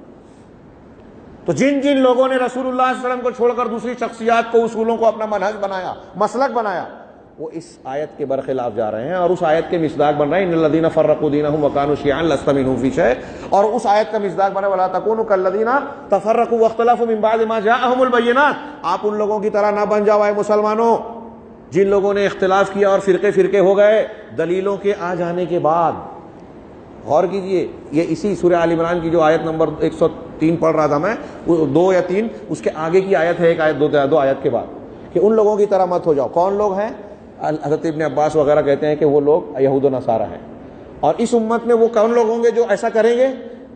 مفسرین کہتے ہیں کہ وہ بدعتی لوگ ہوں گے، شریعت اور قرآن و سنت سے ہٹ کر دوسرے راستوں کو اختیار کرنے والے ہوں گے، نئے نئے کام کرنے والے دین میں ہوں گے۔ تو اب اگر کوئی شخص فرقہ بندی اختیار کرتا ہے تو وہ یہود و نصارہ کی طرح ہے، وہ صحابہ کرام کے اختلاف والے اختلاف کی طرح نہیں ہے۔ جیسا کہ ہمارے یہاں لوگ بول کر اپنے آپ کو تسلی دیتے ہیں کہ صحابہ میں بھی اختلاف تھا، میں بھی آگے بیان کر رہا ہوں۔ تو اس کا میں یہ عرض کر رہا تھا کہ اللہ نے فرمایا کہ سب مل کر رسی پکڑ لو مضبوطی سے اور فرقہ فرقہ نہ بنو۔ فرقہ فرقہ ہے، اس کا مطلب اختلاف، اللہ کی رسی کو مضبوط نہیں پکڑا ہے۔ اللہ کی رسی کو مضبوط پکڑا ہوتا تو فرقہ بندی نہیں ہوتی۔ وَاعْتَصِمُوا بِحَبْلِ اللَّهِ جَمِيعًا وَلَا تَفَرَّقُوا وَاذْكُرُوا نِعْمَةَ اللَّهِ عَلَيْكُمْ إِذْ كُنْتُمْ أَعْدَاءً فَأَلَّفَ بَيْنَ قُلُوبِكُمْ فَأَصْبَحْتُمْ بِنِعْمَتِهِ إِخْوَانًا، اور اللہ کی نعمت کو یاد کرو جبکہ تم آپس میں ایک دوسرے کے دشمن تھے، جانی دشمن۔ اہل جاہلیت کے قصے ہم پڑھتے سنتے رہتے ہیں، کیسے اختلافات تھے، ایک ایک قتل کی وجہ سے انتقام میں 40 سال تک جنگ اور جھگڑے چلتے تھے۔ یہ دشمنی تھی اتنی بڑی اور سخت گیر پیمانے پر، لیکن اللہ رب العزت نے اپنی نعمت کی فَأَصْبَحْتُمْ بِنِعْمَتِهِ إِخْوَانًا، تم اللہ کی اس نعمت کی وجہ سے بھائی بھائی بن گئے۔ کون سی نعمت؟ نعمت اسلام، نعمت قرآن، نعمت رسول۔ اس نعمت کو مان کر برسوں کے عصبیت والے اختلافات ختم ہو گئے. قریش جو دوسرے کو پسند نہیں کرتے تھے اب اپنی بچیوں کی شادی کر رہے ہیں غلام آزاد کردہ غلاموں سے. اوس و خزرج جن میں کبھی نہیں بنتی تھی وہ ایک دوسرے کے بھائی بھائی بن گئے اس نعمت اسلام کی وجہ سے. ہم بھی اسی اسلام اور قرآن کو اور رسول اللہ صلی اللہ علیہ وسلم کو ماننے کے دعوے دار ہیں, لیکن ہمارے درمیان سے اختلافات کی دیواریں گرتی ہی نہیں. ہم کیسے مان رہے ہیں؟ مطلب صحابہ کی طرح ہم نہیں مان رہے. وقت ہوتا تو میں یہاں آیتوں کا ترتیب بتاتا کہ جو آیت پڑھ رہا ہوں میں واعتصموا بحبل اللہ, اس سے پہلے وہ آیت ہے یا ایھا الذین آمنوا اتقوا اللہ حق تقاتہ, اللہ سے ایسے ڈرو جیسے ڈرنے کا حق ہے, اور تمہاری موت آئے تو اسلام. تقوی آپ اختیار کریں گے تو آپ اچھے انسان اکیلے بنیں گے, اور اچھی جماعت بنانی ہے تو اللہ کی رسی کو مل کر مضبوط پکڑنا ہوگا. اور جب یہ دونوں صفت ہوگی تو دنیا میں آگے وَلْتَکُن مِنکم اُمَّۃٌ والے پر عمل ہوگا, یعنی دعوت و تبلیغ کا اور دنیا پر چھا جانے کا ہنر آپ کے اندر آئے گا, صلاحیت پیدا ہوگی. اس کے بعد دوسری آیت لیجیے سورہ انفال کی. میں صرف چاہتا تھا جب یہ کرسی پر بیٹھا مائک پر کہ صرف اس ایک آیت کی تفسیر میں پوری باتیں کروں جو میں پڑھنے جا رہا ہوں. اللہ تبارک و تعالیٰ نے ارشاد فرمایا, یہ پورا سورہ انفال غزوہ بدر کے تناظر میں نازل ہوئی, اور اس غزوہ بدر کے تناظر میں اللہ تبارک و تعالیٰ نے مسلمانوں کو قیامت تک کے لیے خاص ہدایات اور نصیحتیں فرمائی ہیں جو کامیابی کی اور دشمنوں سے مقابلے ان کی سازشوں سے بچنے کے لیے ہمارے لیے ناگزیر اور ضروری ہیں. یہاں اللہ تبارک و تعالیٰ نے فرمایا کہ یا ایھا الذین آمنوا اذا لقیتم فئۃ فاثبتوا, یہ اتحاد کی بنیاد ہے. کس چیز پر اتحاد ہو؟ اتحاد مگر کیسے؟ قرآن کی اس ایک آیت کو خالی سمجھ لیجئے, کیسے کا جواب مل جائے گا کہ اے ایمان والو, جب تمہارا مقابلہ ہو کسی گروہ سے تو فاثبتوا, جم جاؤ, ثابت قدم رہو. پہلی صفت, دین کے سلسلے میں ہمارے اندر ڈھلم الیقین نہیں ہونی چاہیے, استقامت ہونا چاہیے کہ ہم اگر اللہ اور اس کے رسول کے دین پر ہیں تو کیسے بھی تھپیڑے اور مخالفتیں آ جائیں ہمارے پیروں کو کوئی اکھاڑ نہیں پائے گا. یہ تھوڑے سے نعرے لگتے ہیں, تھوڑے سے ماحول بنتے ہیں تو ہم ادھر ادھر ہونے لگتے ہیں, یہ ثابت قدمی کے خلاف ہے. یہ بظاہر صرف جنگ کے بارے میں اس کو عام معنی میں لے رہا ہوں. اگر آپ کے سامنے کوئی بھی تقاضے آتے ہیں اور آپ سنت سے ہٹ گئے, آپ کو لگتا ہے دنیا کا فائدہ ہونے والا ہے, تو آپ کے مقابلے میں ایک شیطان آپ کو ایک لالچ دے رہا ہے کہ اگر آپ جھوٹ بول کے گاہک کو دھوکہ دے دو تو آپ کا سامان بک جائے گا, فروخت ہو جائے گا, اور آپ کو دنیا کا فائدہ ہو جائے گا.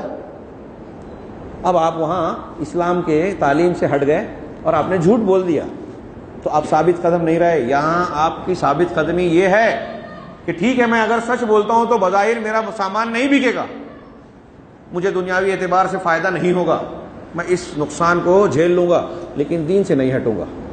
یہ میں نے ایک مثال دی ہے. ایسے قدم قدم پر جو معاملات آتے ہیں, آپ سوچتے ہیں کہ میرے بھائی کو اگر میں پورا حصہ دے دیتا ہوں شریعت کے مطابق تو میرا حصہ گھٹ جائے گا. وہاں آپ اگر بے ایمانی کرتے ہیں تو آپ ثابت قدم نہیں ہیں, آپ نے دین سے اپنے آپ کو ہٹا لیا. تو دین کے سلسلے میں پہلا آپ کے دل میں مضبوطی ہونی چاہیے. فاثبتوا واذکروا اللہ کثیرا لعلکم تفلحون, اور اللہ کا خوب ذکر کرو تاکہ تم کامیاب ہو جاؤ. یہ ثابت قدمی اور اللہ کا ذکر یہ ایک بہت بڑی بنیاد فراہم کرتا ہے. اللہ کا ذکر کرتے رہو. آج جتنے ہم کو مسلک نظر آتے ہیں نا دنیا میں, آپ ایک چیز کو نوٹ کرنا, مسلک اہل حدیث اور دوسروں میں کوئی طنز تاریز نہیں ہے, بہت بڑی بات بیان کر رہا ہوں. ہر جگہ آپ کو یہ ملے گا کہ لوگ اپنے بزرگوں کی بڑائی بیان کر رہے ہیں. ہمارے فلاں شیخ ایسے ہیں, فلاں بزرگ ایسے ہیں, وہ ہوا میں اڑتے تھے, وہ پانی پہ چلتے تھے, وہ آگ میں تیرتے ہیں, آگ میں لیٹتے اٹھتے ہیں, وہ عشاء کے وضو سے 40 سال تک 50 سال تک فجر کی نماز پڑھتے تھے, وہ ایسا کرتے تھے, وہ ویسا کرتے تھے. تو آپ کے دل و دماغ میں شخصیات کی عظمت کے سکہ بٹھاتے ہیں, جبکہ جناب محمد رسول اللہ صلی اللہ علیہ وسلم کو دیکھیے, آپ سے آپ کے برابر یا آپ سے افضل تو دور کی بات, آپ کے خاک پا کے برابر بھی دنیا کا کوئی انسان نہیں بن سکتا. نبی کریم صلی اللہ علیہ وسلم سے اگر کوئی شخص سامنے کہتا ہے ہمارے اے سید یا سیدی, ہاں سیدونا یا سیدانا, آپ سے کہتا ہے ماشاء اللہ وشہد, کہا کہ ارے تم مجھ کو اللہ کے برابر بنا رہے ہو, قل ماشاء اللہ وحدہ, جو اللہ چاہے اکیلا وہ اس کو دیکھو. نبی کریم صلی اللہ علیہ وسلم کی تعلیم, طریقہ اور دین یہ ہے کہ دلوں میں اللہ کی عظمت اور کبریائی بٹھائی جائے. بہت اہم پوائنٹ ہے یہ. صرف ایک نقطہ ایسا ہے کہ اس پر 1 گھنٹہ بولنا چاہیے, اس سے زیادہ. اللہ کا ذکر اس میں توحید اور اللہ کی بلندی عظمتوں کی بجائے علامہ ابن تیمیہ کہتے ہیں کہ اللہ کا ذکر لوگ کرتے ہیں اس کا معنی نہیں سمجھتے. اللہ کا ذکر دل سے بھی ہوتا ہے, زبان سے بھی ہوتا ہے, دل سے بھی ہوتا ہے. دل سے بھی اللہ کا ذکر ہوتا ہے. اگر آپ کسی سے لین دین کر رہے ہیں, جیسے یہی آپ کو ایک آدمی نے 100 روپیہ لینا تھا, اس نے 200 دے دیا غلطی سے. اب آپ کو اگر اللہ یاد ہے, ذکر ہے اللہ کا, تو آپ اس کو کہیں گے صاحب دیکھیے یہ 100 روپیہ آپ زیادہ دے رہے ہیں, واپس لے لیجیے. آپ زبان سے سبحان اللہ الحمدللہ کہتے ہو اور سارے کام اللہ کی سالی شریعت کے خلاف کرتے ہو, تو آپ کا ذکر آپ کی زبان پہ ہے. خارجیوں کے بارے میں اللہ کے رسول نے فرمایا کہ قرآن پڑھیں گے لیکن ان کی گردن کے نیچے نہیں جائے گا. یہاں بھی ایسے ہی ہے, ہم زبان سے اللہ اکبر کہہ رہے ہیں, دل میں ہم بڑے ہیں. لا الہ الا اللہ کہتے ہیں. ابو جہل ابو طالب سے آخری وقت میں جب اللہ کے رسول نے کلمہ پڑھنے کے لیے کہا کہ اپنے باپ دادا کے دین سے پھر جاؤ گے, ابو طالب لا الہ الا اللہ کہہ کے محمد بن عبدالوہاب نے استدلال کیا کہ دیکھیے ابو جہل کو اتنا سمجھتا تھا لا الہ الا اللہ کا مطلب کہ اگر کوئی لا الہ الا اللہ کہہ لے گا تو باپ دادا کے دین سے پھر گیا. اور ہمارا آج کا مسلمان لا الہ الا اللہ بھی کہہ رہا ہے, باپ دادا کے طریقے کو بھی لے کے چل رہا ہے. شیخ بھی خوش رہے, شیطان بھی ناراض نہ ہو, دونوں کشتیوں پہ سوار ہے. لا الہ الا اللہ کے مطلب کو اتنا بھی نہیں سمجھتا جتنا ابو جہل مانتا تھا. بہت اہم بات ہے. اللہ کا ذکر مشتمل ہے کہ آپ اللہ کو اسماء و صفات کے ساتھ زبان سے بیان کریں, اور اللہ کے اسماء و صفات کا جب آپ ذکر کریں گے تو آپ کو اللہ کے دل و دماغ میں آپ کے دل و دماغ میں اللہ کی عظمت و کبریائی کے سکے بیٹھنے چاہیے. اور جب وہ عظمت و کبریائی ہوگی, یہ معلوم ہوگا کہ اللہ ہم کو ہر جگہ دیکھ رہا ہے, تو عمر فاروق اور ابوبکر صدیق رضی اللہ تعالیٰ عنہ جیسے لوگ جب اس میں مضبوط ہوتے ہیں تو راتوں میں جاگ کر بستر چھوڑ کر لوگوں کو دیکھتے ہیں. خلیفہ وقت بننے کے باوجود دیکھتے ہیں کہ کہیں ایسا نہ عمر فاروق سے قیامت کے دن اللہ بھی پوچھ لے کہ فلاں بندہ بھوکا تھا, فلاں بندہ محتاج تھا, فلاں جانور کو تیری مدد کی ضرورت کی تیری رعایا میں, اور تو آرام سے سو رہا تھا, میں اللہ کو کیا جواب دوں گا. اللہ کا ذکر ہوگا تو یہ احتساب پیدا ہوتا ہے. اللہ کا ذکر ہے تو ابراہیم علیہ السلام کی توحید پرستی کا کردار نمایاں ہوتا ہے. اپنے باپ سے کہتے ہیں یا ابتی لما تعبد ما لا يسمع ولا يبصر ولا يغني عنك شيئا یا ابت انه قد جاءني من العلم ما لم ياتك فاتبعني اهدك صراطا سويا. کیا بتاؤں, وقت نہیں ہے. اللہ کا ذکر اس بات پر بھی مشتمل. علامہ ابن تیمیہ کہتے ہیں کہ آپ اللہ کے اوامر اور نواہی کو, جن چیزوں کو کرنے کا اللہ نے حکم دیا, جن سے منع کیا, وہ بھی آپ کو یاد رہے.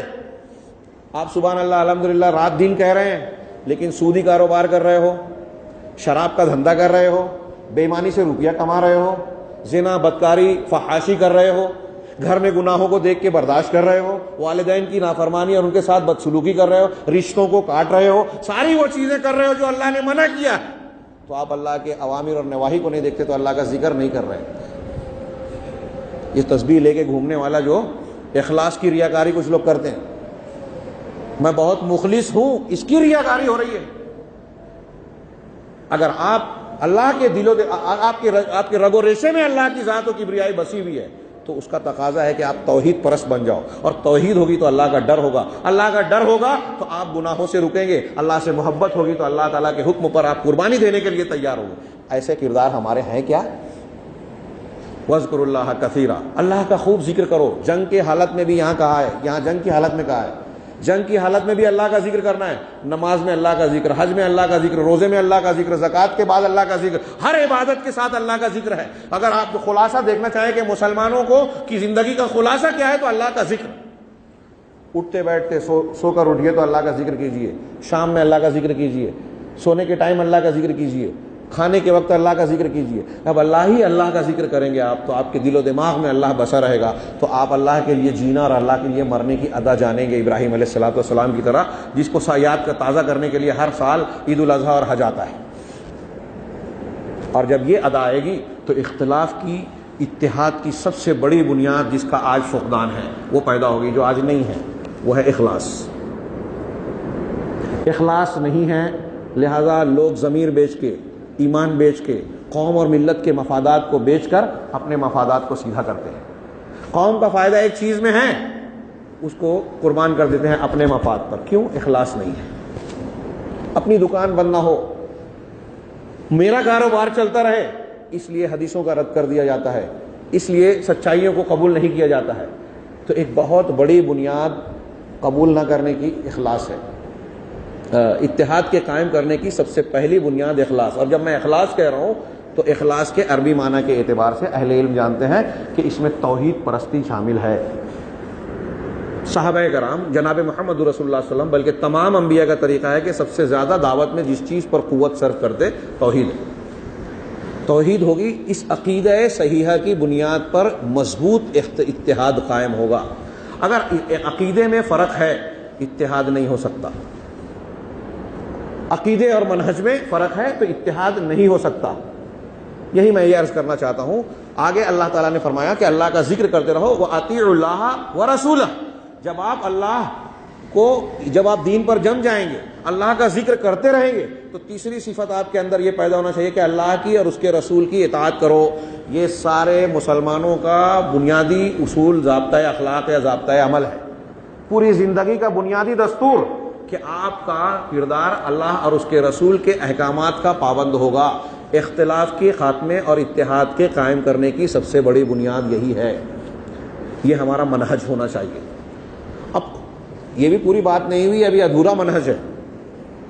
توحید، اتباع رسول، اتباع الہی یعنی قرآن کو ماننا، اطیعوا اللہ و اطیعوا الرسول، رسول کی ماننا یعنی سنت کی اتباع. یہ دو باتیں. اب دنیا کے جتنے بھی مسلک ہیں، مسلمان ہیں، کوئی یہ نہیں بولتا کہ ہم اللہ کے رسول کی بات کو نہیں مانتے، کوئی یہ نہیں کہتا کہ ہم قرآن نہیں مانتے. سب ماننے کا دعویٰ کرتے ہیں. اسی لیے اس کے ساتھ ایک چیز لگانے کی ضرورت پیش آئی ہے جو ہم نے نہیں، اللہ نے اور رسول نے ہی پہلے سے بیان کر دیا. وہ کیا کہ قرآن و حدیث، اللہ کو ماننا، اللہ اور اس کے رسول کی اطاعت کرنا کیسے ہو؟ جیسے صحابہ کرام نے کیا. آپ نے وہ حدیث سنی ہے کہ میری امت کے 73 فرقے ہوں گے، پہلے 71 72 ہوئے، میری امت کے 73 فرقے ہوں گے. سنن کی روایت ہے، تفصیل میں نہیں جا رہا ہوں، صرف اشارہ کر رہا ہوں. اس سے صرف یہ استدلال کرنا ہے. اللہ کے رسول نے فرمایا کہ 73 میں سے سب جہنم میں جائیں گے سوائے ایک کے. پوچھا وہ کون ہوں گے؟ کہا ما انا علیہ و اصحابی. بچہ اس حدیث کو سن چکا ہے، جانتا ہے. ما انا علیہ، میں جس پر ہوں، میں جس پر ہوں. میں سے مطلب رسول اللہ صلی اللہ علیہ وسلم. رسول اللہ صلی اللہ علیہ وسلم جس پر ہے وہ کیا ہے؟ وہ سنت ہے. اسی لیے سنت کے ماننے والے کو کہا اہل السنہ. جب نئے نئے بدعتی فرقے بنے، جہمیہ، قدریہ، صوفیہ، اشعری، ماتریدی، شروع اسلام میں رافضی، خارجی پیدا ہوئے، تو قرآن و حدیث کو ماننے والوں کو شناخت کے لیے اہل السنہ کہا گیا. ہمارے ہاں جماعت المسلمین اور ڈاکٹر فلاں اور فلاں یہ ابھی قابلیت کا مظاہرہ کرتے ہیں کہ اللہ تعالیٰ نے مسلمان رکھا ہے نام، تو تم کو اہل سنت یا اہل الحدیث کہنا بدعت ہے. حضرت ابراہیم کا نام ابراہیم تھا، قرآن نے کہا کہ وہ قانت تھے، وہ حنیف تھے، وہ امت تھے، خلیل تھے، خلیل الرحمان تھے. تو کیا نام بدل گیا ان کا؟ یہ صفات ہے میرے بھائی. آپ اپنے یہ کہنے کے، یہ جو لوگ کہہ رہے ہیں اہل سنت والجماعت کو، وہ صحابہ کرام پہ تنقید کر رہے ہیں. امام زہری، حضرت عبداللہ بن مسعود، ان لوگوں سے صحیح سندوں سے ثابت ہے اہل السنہ کا لفظ استعمال کرنا، اہل الحدیث کا سلف سے استعمال کرنا ثابت ہے. حدیث کی کتابیں بھری پڑی ہوئی ہے اس سے. تو ما انا علیہ و اصحابی، جس پر میں ہوں یعنی جو سنت پر ہیں، و اصحابی، اور جس پر میرے صحابہ کرام. وہ جو واعتصموا بحبل اللہ میں کہا تھا، وہی ارباز بن ساریہ والی حدیث میں اس حدیث اور آیت کو سب کو ملا دیجیے آپ. ایک حدیث دوسرے حدیث کی، قرآن حدیث کی، اور قرآن کی تفسیر کرتی ہے. تو ارباز بن ساریہ والی حدیث میں ہے وہ لمبی حدیث، وہ بھی کہ آپ نے آخری خطبہ دیا، لوگوں نے کہا نصیحت کی، تو آپ نے کہا تھا اوصیکم بتقوی اللہ، میں تم کو اللہ کے تقوی کی وصیت. سب سے بنیادی چیز تقوی دل میں نہیں ہے تو آپ کوئی بات نہیں مانیں گے. یہ تقریریں سن رہے ہیں، ایک کان سے سنا دوسرے کان سے اڑا دیا. جنت جہنم کا ذکر، اللہ اور رسول کی باتیں سنی، نہیں مانا. تقوی ہوگا تو مانیں گے، تقوی ہوگا تو ساری اچھائیاں ہوگی. تو تقوی ہوا، پہلے سب سے پہلے تقوی کا حکم دیا، دل میں اللہ کا ڈر ہو. والسمع والطاعہ، اور سمع و طاعت کا جدید زبان میں اس کا ترجمہ کر لو کہ ڈسپلین کا، جماعت کا نظام ہو. بڑا مسئلہ ہے کہ یہ بھی ایک پہلو تھا، مجھے بولنا تھا کچھ اس پہ تفصیل، موقع نہیں ہے. شیخ ہے موقع تھوڑا. سمع و طاعت کے سلسلے میں ہمارے یہاں کچھ لوگ کہتے ہیں کہ امیر کی بات ماننا چاہیے. وہ حدیث میں ہے نا کہ جو اپنے امام سے کوئی بری بات جانے تو بھی صبر کرے، جب تک کوئی کفر بواہ نہ دیکھے اس کی سمع و طاعت کرتا رہے. جب ہم پیش کرتے تو کہتے ہیں کہ یہ امامت کبریٰ کے بارے میں بہت صحیح بات ہے. تو کہتے ہیں آج جو ہمارے امیر ہیں، صدر ہیں، جماعت ہے، یہ وہ امیر المومنین والی جماعت تو ہے نہیں، اس لیے ہم کو سمع و طاعت نہیں کرنی ہے. میں ایک چھوٹا سا سوال کرتا ہوں ایسے لوگوں سے، بہت سے بھائیوں سے کیا میں نے، اپنے دین کا کام کرنے والے لوگوں سے، کہ چلیے ٹھیک ہے یہ وہ جماعت نہیں ہے جو آج آپ کہہ رہے ہیں کہ امیر المومنین کی سمع و طاعت کرنا چاہیے، میں بھی تسلیم کرتا ہوں. لیکن موجودہ حالات میں قرآن حدیث کی روشنی میں مجھے یہ بتائیے کہ کیا قرآن و حدیث یہ کہتا ہے کہ ہر شخص اپنا اپنا کام کرتا رہے اکیلا، کسی سے مشورہ نہ کرے، کسی کے ماتحت نہ رہے، کسی جماعت سے وابستہ نہ رہے، کسی جماعت کے مشورے میں شریک نہ ہو، اس کے مشوروں کے کیے گئے فیصلے کا احترام نہ کرے. ایسی کوئی تعلیم ہے کہ جب ایسی حالت مسلمانوں کی ایسے امیر نہ ہو تو سب اپنا اپنا کام کرنے لگیں، دوسروں کو فتویٰ دیتے رہیں، کوئی کسی عالم کی، امیر کی، صدر کی نہ مانے؟ ایسی کوئی مجھ کو تعلیم یا بتا دیجئے کہ اس حالت میں کیا کرنا ہے، قرآن حدیث سے بتائیے. آج تک کسی قابل آدمی نے جواب نہیں دیا. میں نے اس کو جواب دیا کہ جو شریعت یہ کہتی ہے کہ 3 آدمی سفر کریں تو ایک کو امیر بنا لیں، غالباً مسند احمد کی روایت ہے اور مقبول ہے، علامہ البانی وغیرہ نے اس کو مقبول کہا ہے. 3 آدمی سفر کریں تو ایک کو امیر بنا لے، تو وہ ایک امیر وہ ہوتا ہے کیا جو سزا نافذ کرتا ہے، چور کا ہاتھ کاٹتا ہے، زانی کو سنسار کرتا ہے؟ کیا مطلب ہے 3 آدمی میں ایک امیر بنا لے؟ اس کا مطلب مسلمانوں کی کوئی بھی جمعیت ہو اس کے اجتماعی ڈھانچہ ہونا چاہیے. آپ جس طرح امیر کے نہ ہونے کے باوجود مولانا ابوالکلام آزاد نے لکھا کہ جماعت بناتے ہیں مسجد میں، ایسے بیت المال بھی بنائیے.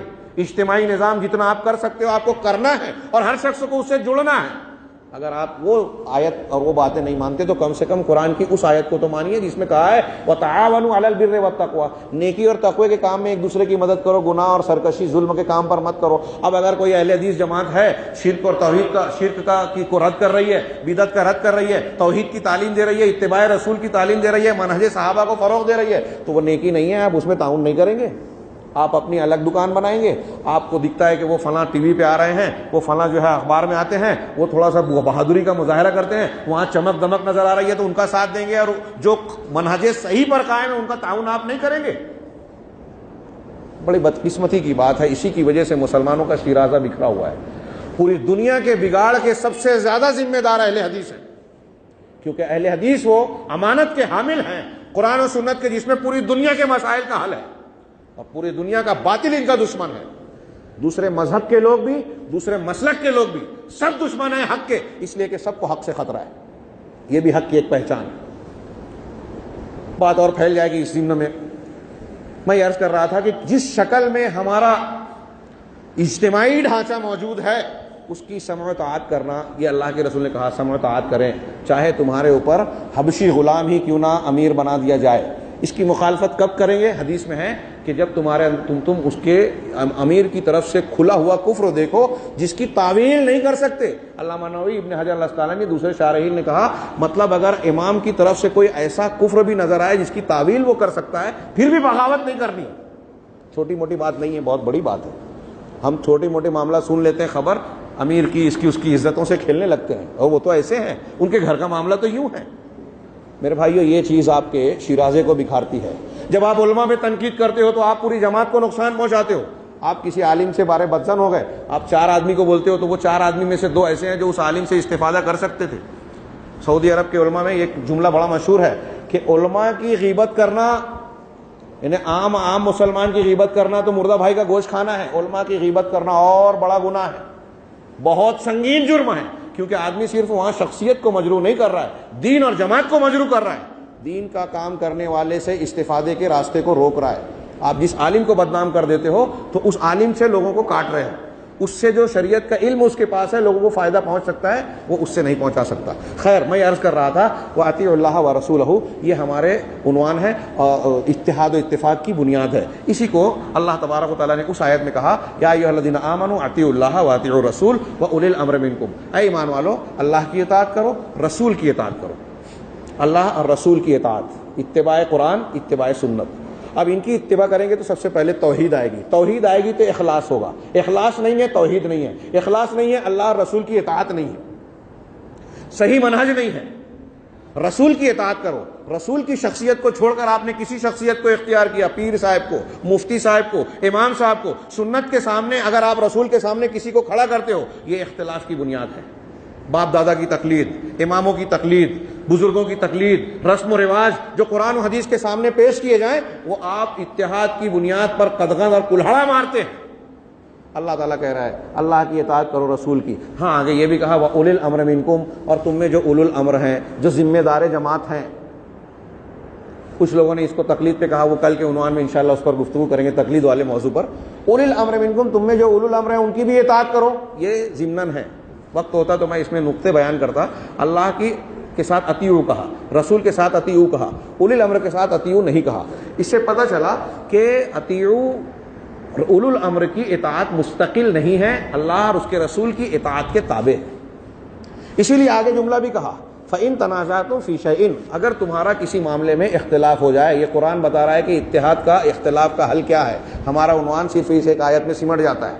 فَإِن تَنَازَعْتُمْ فِي شَيْءٍ، اگر تمہارا کسی معاملے میں تنازع ہو جائے، مسلک کا نزاع ہو جائے، مسئلے کا نزاع ہو جائے، قرت کا نزاع ہو جائے، حصے بکرے کا نزاع ہو جائے، برادری کا نزاع ہو جائے، گھر میں جھگڑا ہو جائے، فَإِن تَنَازَعْتُمْ فِي شَيْءٍ، اگر تمہارا کسی معاملے میں نزاع ہو جائے، فَرُدُّوهُ إِلَى اللَّهِ وَالرَّسُولِ، اللہ کی طرف اور الرسول کی طرف، کسی بھی رسول نہیں، الرسول کی طرف۔ اب حضرت عیسیٰ اور موسیٰ والا فیصلہ بھی نہیں چلے گا۔ میں اکثر کہا کرتا ہوں کہ وہ حدیث بہت مشہور ہے کہ اللہ کے رسول صلی اللہ علیہ وسلم نے فرمایا کہ اگر موسیٰ بھی زندہ ہوتے تو میری شریعت کی پیروی کرتے۔ ایک روایت میں ہے طبرانی وغیرہ کی کہ اگر موسیٰ اور عیسیٰ آ جائیں اور تم مجھے چھوڑ کر، اللہ کے رسول کو چھوڑ کر ان کی اتباع کرو تو گمراہ ہو جاؤ گے۔ میں اکثر یہاں کہتا ہوں اس پہ تبصرہ کرتے ہوئے کہ حضرت عیسیٰ اور حضرت موسیٰ کون ہیں؟ دو جلیل القدر پیغمبر ہیں۔ کتنی صاف تعلیم ہے۔ ایک جاہل مسلمان کو اٹھا کے پوچھئے کہ اس حدیث کو سننے کے بعد آپ نے کیا سمجھا؟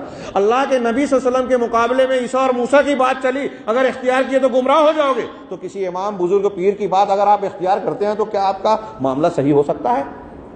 کتنی صاف ستھری بات ہے، ہماری سمجھ میں نہیں آتی۔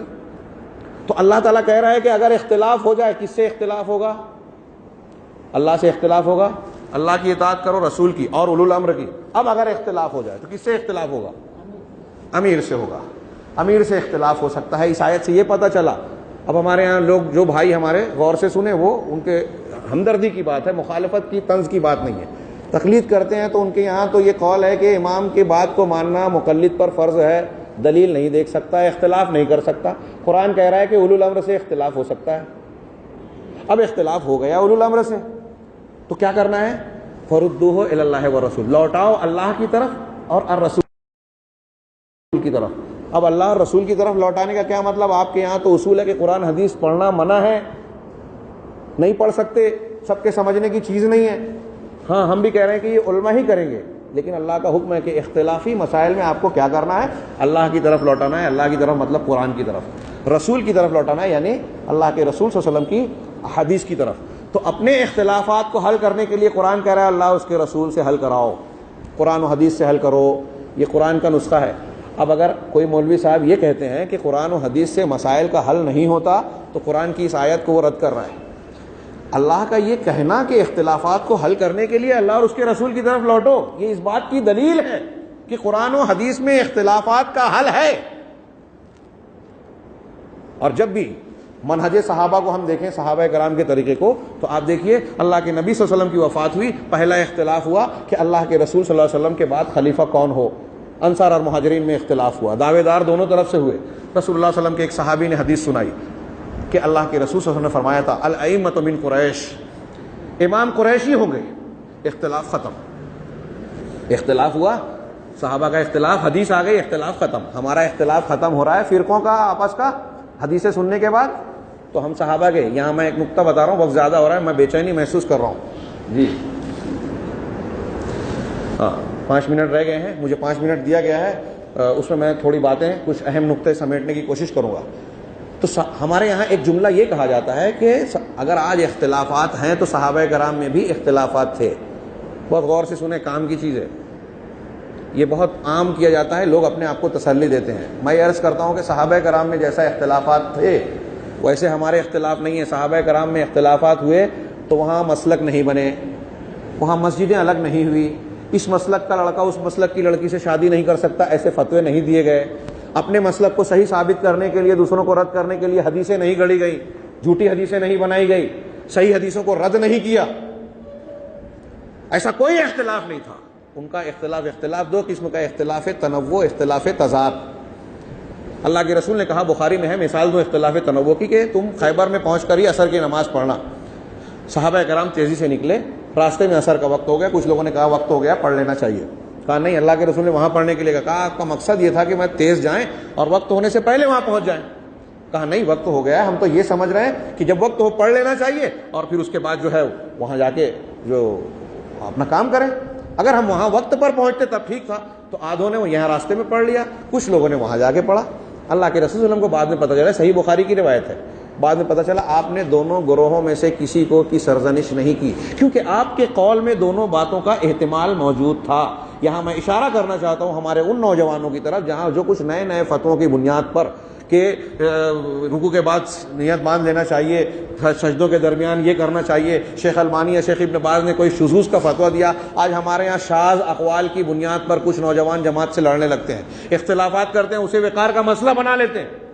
وہ مسائل جو اجتہادی ہیں، جس میں اختلاف کی گنجائش ہیں، جو شذوذ اقوال پر مشتمل ہیں، وہاں اتنی گنجائش ہے کہ آپ دوسرے کی بات کو ملحوظ رکھیں۔ علامہ ابن تیمیہ کہتے ہیں کہ اگر آپ ایسا اختلاف میں دوسرے کا رد کر کے اپنی بات پر اڑ جاتے ہیں تو آپ جو ہے جماعت میں افتراق کی بنیاد بناتے ہیں۔ حضرت عبداللہ ابن مسعود رضی اللہ تعالیٰ عنہ نے اس بات کے قائل تھے کہ منی میں جو ہے قصر پڑھنا چاہیے۔ حضرت عثمان غنی کے زمانے میں ان سے بحث کی کہ اللہ کے رسول کی سنت یہ ہے کہ قصر نماز پڑھی جائے، لیکن حضرت عثمان نے کہا کہ میں اپنے آپ کو مقیم سمجھتا ہوں۔ کافی مباحثے کے بعد جماعت کھڑی ہوئی، ابن مسعود نے ان کی اقتداء میں نماز پڑھی۔ اقتداء میں نماز جب پڑھ لی تو لوگوں نے کہا کہ آپ نے ان کی اقتداء میں 4 رکعت پڑھ لی، جبکہ آپ تو کہتے تھے کہ 2 سنت ہے۔ کہا میں اب بھی کہتا ہوں کہ سنت 2 رکعت ہے، اب بھی کہتا ہوں کہ سنت 2 رکعت ہے، لیکن الخلاف شر، اختلاف شر ہے۔ حضرت عثمان غنی امیر المومنین نے اتباع امیر میں نے ان کے پیچھے 4 پڑھ لی، لیکن میں یہ مانتا ہوں کہ سنت 2 رکعت ہے۔ دیکھیے ترجیح، 2 مصیبتیں سامنے ہو تو کس کو ترجیح دینا چاہیے؟ آپ کو ایک مسئلہ سمجھ میں آیا، آپ جماعت سے الگ ہو رہے ہو، جماعت سے الگ ہونا بڑا گناہ ہے۔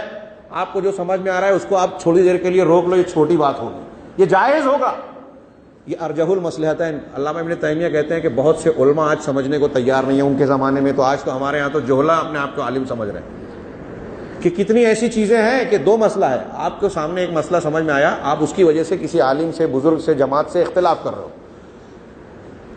اب آپ کا اختلاف نہ کرنا یہ زیادہ بڑی بات ہے، اس کو ترجیح دینا چاہیے، لیکن آپ اس مسئلے کو ترجیح دیتے ہو جو شاذ ہے، جو پوری امت میں کسی 2-4 علماء نے کہا، آپ اس کو پکڑ کے بیٹھ گئے کہ میری تحقیق صحیح ہے۔ ہمارے نوجوانوں میں یہ مرض بہت بڑھتا جا رہا ہے، شاذ اقوال اور 2 مسئلوں میں سے راجح کس کو ترجیح دینے والا۔ میں نے 2 مثالیں پیش کی، وقت ہوتا تو اور پیش کرتا، میں صرف یہ عرض کرنا چاہتا ہوں کہ صحابہ کرام کا منہج کیا تھا۔ صحابہ کرام کے سامنے حدیث آئی، امامت کا مسئلہ حل ہو گیا، اللہ کے رسول صلی اللہ علیہ وسلم کی تدفین کا مسئلہ آیا، کہاں دفن کیا جائے، حدیث سنی کہ جہاں رسول کی وفات ہوتی ہے وہیں تدفین ہوتی ہے، اختلاف ختم۔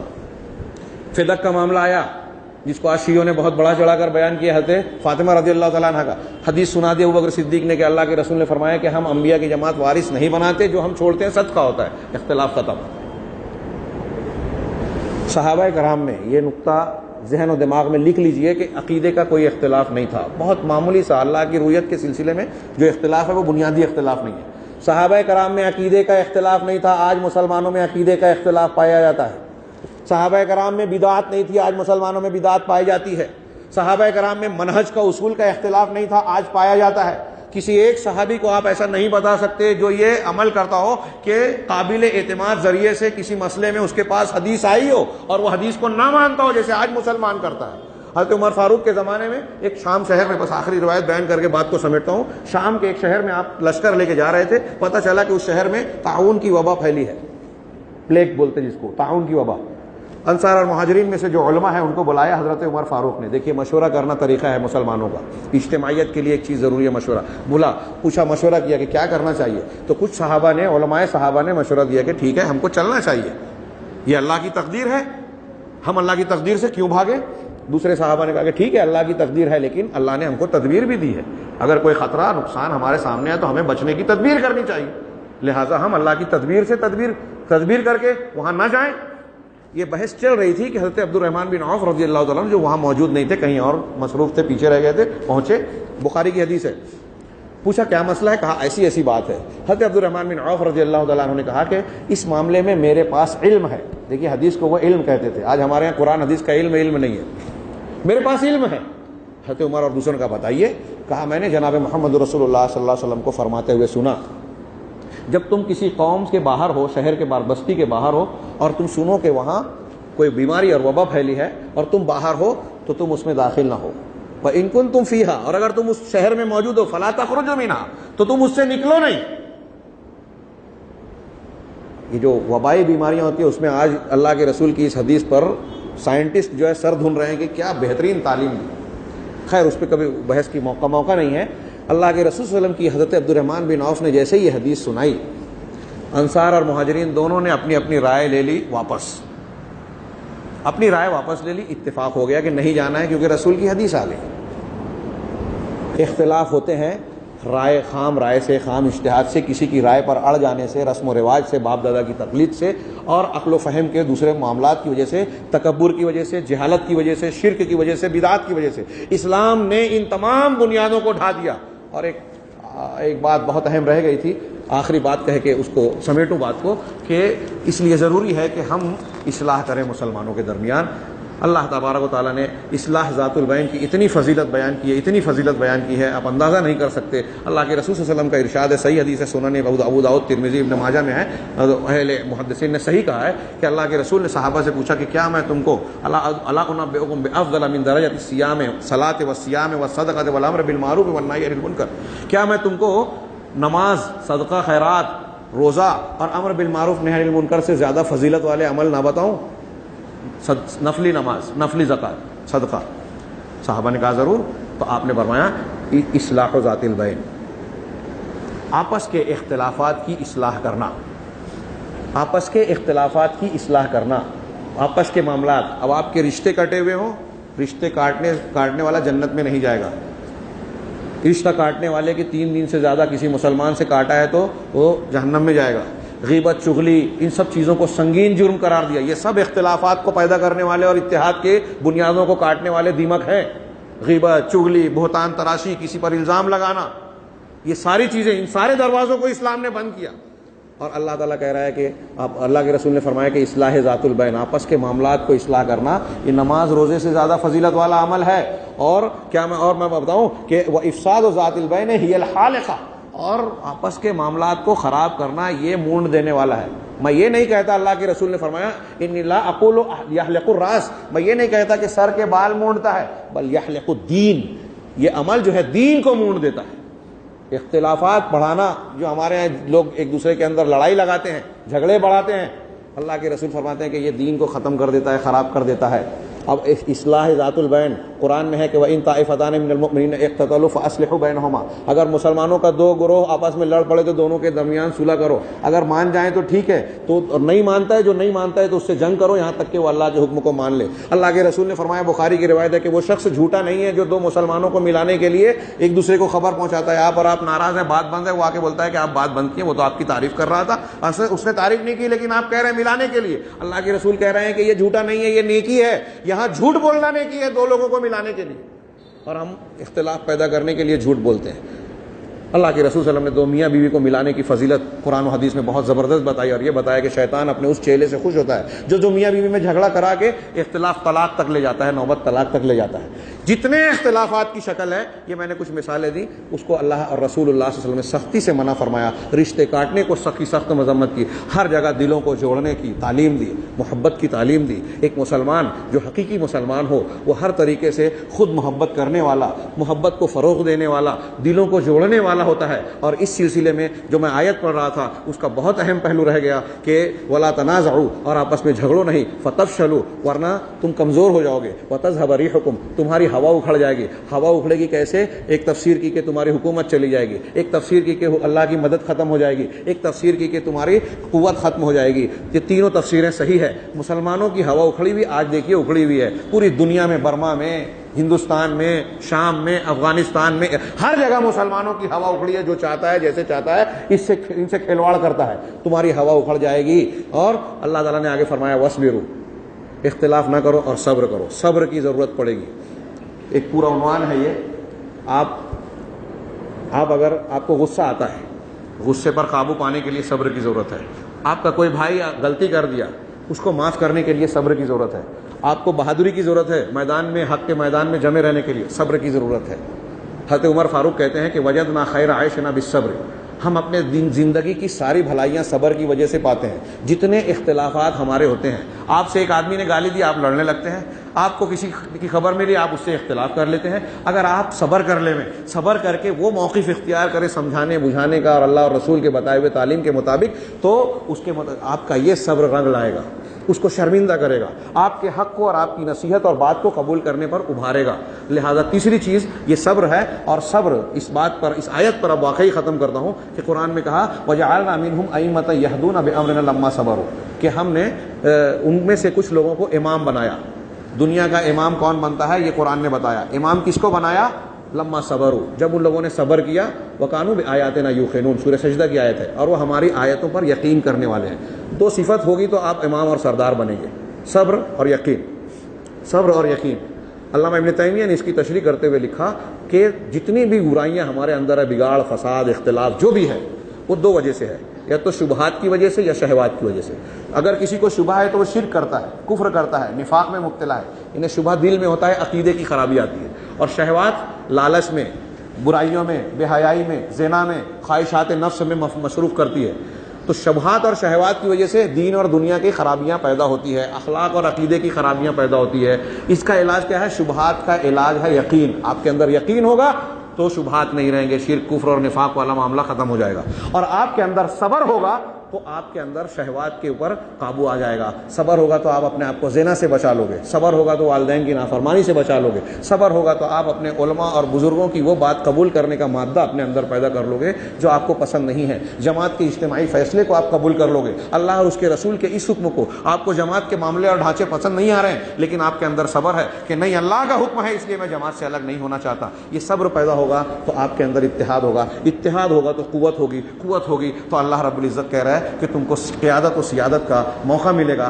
آج مسلمانوں نے یہ دو صفتیں اپنے اندر سے کمزور اور ختم کر لی ہے، لہذا ہر اعتبار سے پچھڑتے چلے گئے یہاں تک کہ کیا حالت ہے ہم دیکھ رہے ہیں۔ اللہ رب العزت سے دعا ہے کہ وہ ہمیں اپنی صفوں میں اتحاد پیدا کرنے کی توفیق عطا فرمائے۔ کچھ باتیں میں نے عرض کی، کچھ باتیں واقعی اس کی اہم بھی ہیں، میں نے اسی لیے نکات کچھ لکھے تھے، لیکن درمیان میں کچھ باتیں جو میں نے ضروری سمجھی موجودہ عالم اسلام کے حالات کے تناظر میں، اس کا بھی میں نے تذکرہ کیا، اور وہ بھی موضوع سے متعلق ہی تھی، غیر متعلق بات نہیں تھی۔ بہرحال جو کچھ ہم نے سنا ہے، اللہ تبارک و تعالیٰ اس پر ہمیں جو اچھائیاں ہیں، صحیح باتیں ہیں، اس پر عمل کرنے کی توفیق عطا فرمائے۔ ہماری زبان سے، ہمارے کانوں سے یہ باتیں ہمارے دلوں تک اللہ تبارک و تعالیٰ پہنچائے، ہماری صفوں میں اتحاد پیدا کرے، اور اس اتحاد کی برکت سے اللہ تعالیٰ ہم پر رحمتوں کا نزول فرمائے۔ اس رحمت کے ذریعے سے دنیا کی جو مصیبتیں ہم پر آج سایہ فگن ہیں، جو مصیبتوں اور قیامتوں نے مسلمانوں کا تعاقب کر رکھا ہے، دنیا میں ہر جگہ مارے کاٹے جا رہے ہیں، آسمانی وباؤں میں دیکھیے ابھی کشمیر میں سیلاب آیا ہوا ہے۔ اللہ تبارک و تعالیٰ سے دعا ہے کہ ایسے ہر علاقے میں جو مصیبت زدہ افراد ہیں، اللہ تبارک و تعالیٰ ان پر رحم فرمائے، ان کی مدد فرمائے، ان کی مصیبتوں کو دور فرمائے، اور ہمیں وہ کردار نبھانے کی توفیق عطا فرمائے جو اللہ تبارک و تعالیٰ ہم سے چاہتا ہے۔ اقول قولی ھذا واستغفر اللہ لی ولکم وسائر المسلمین، وصلی اللہ علی نبینا محمد۔ خیر سے بہت دنوں بعد ملا، بہت ہی معافی چاہ رہا ہوں، بہت زیادہ انتہائی معلوماتی اور بہت بات نے سماعت فرمایا۔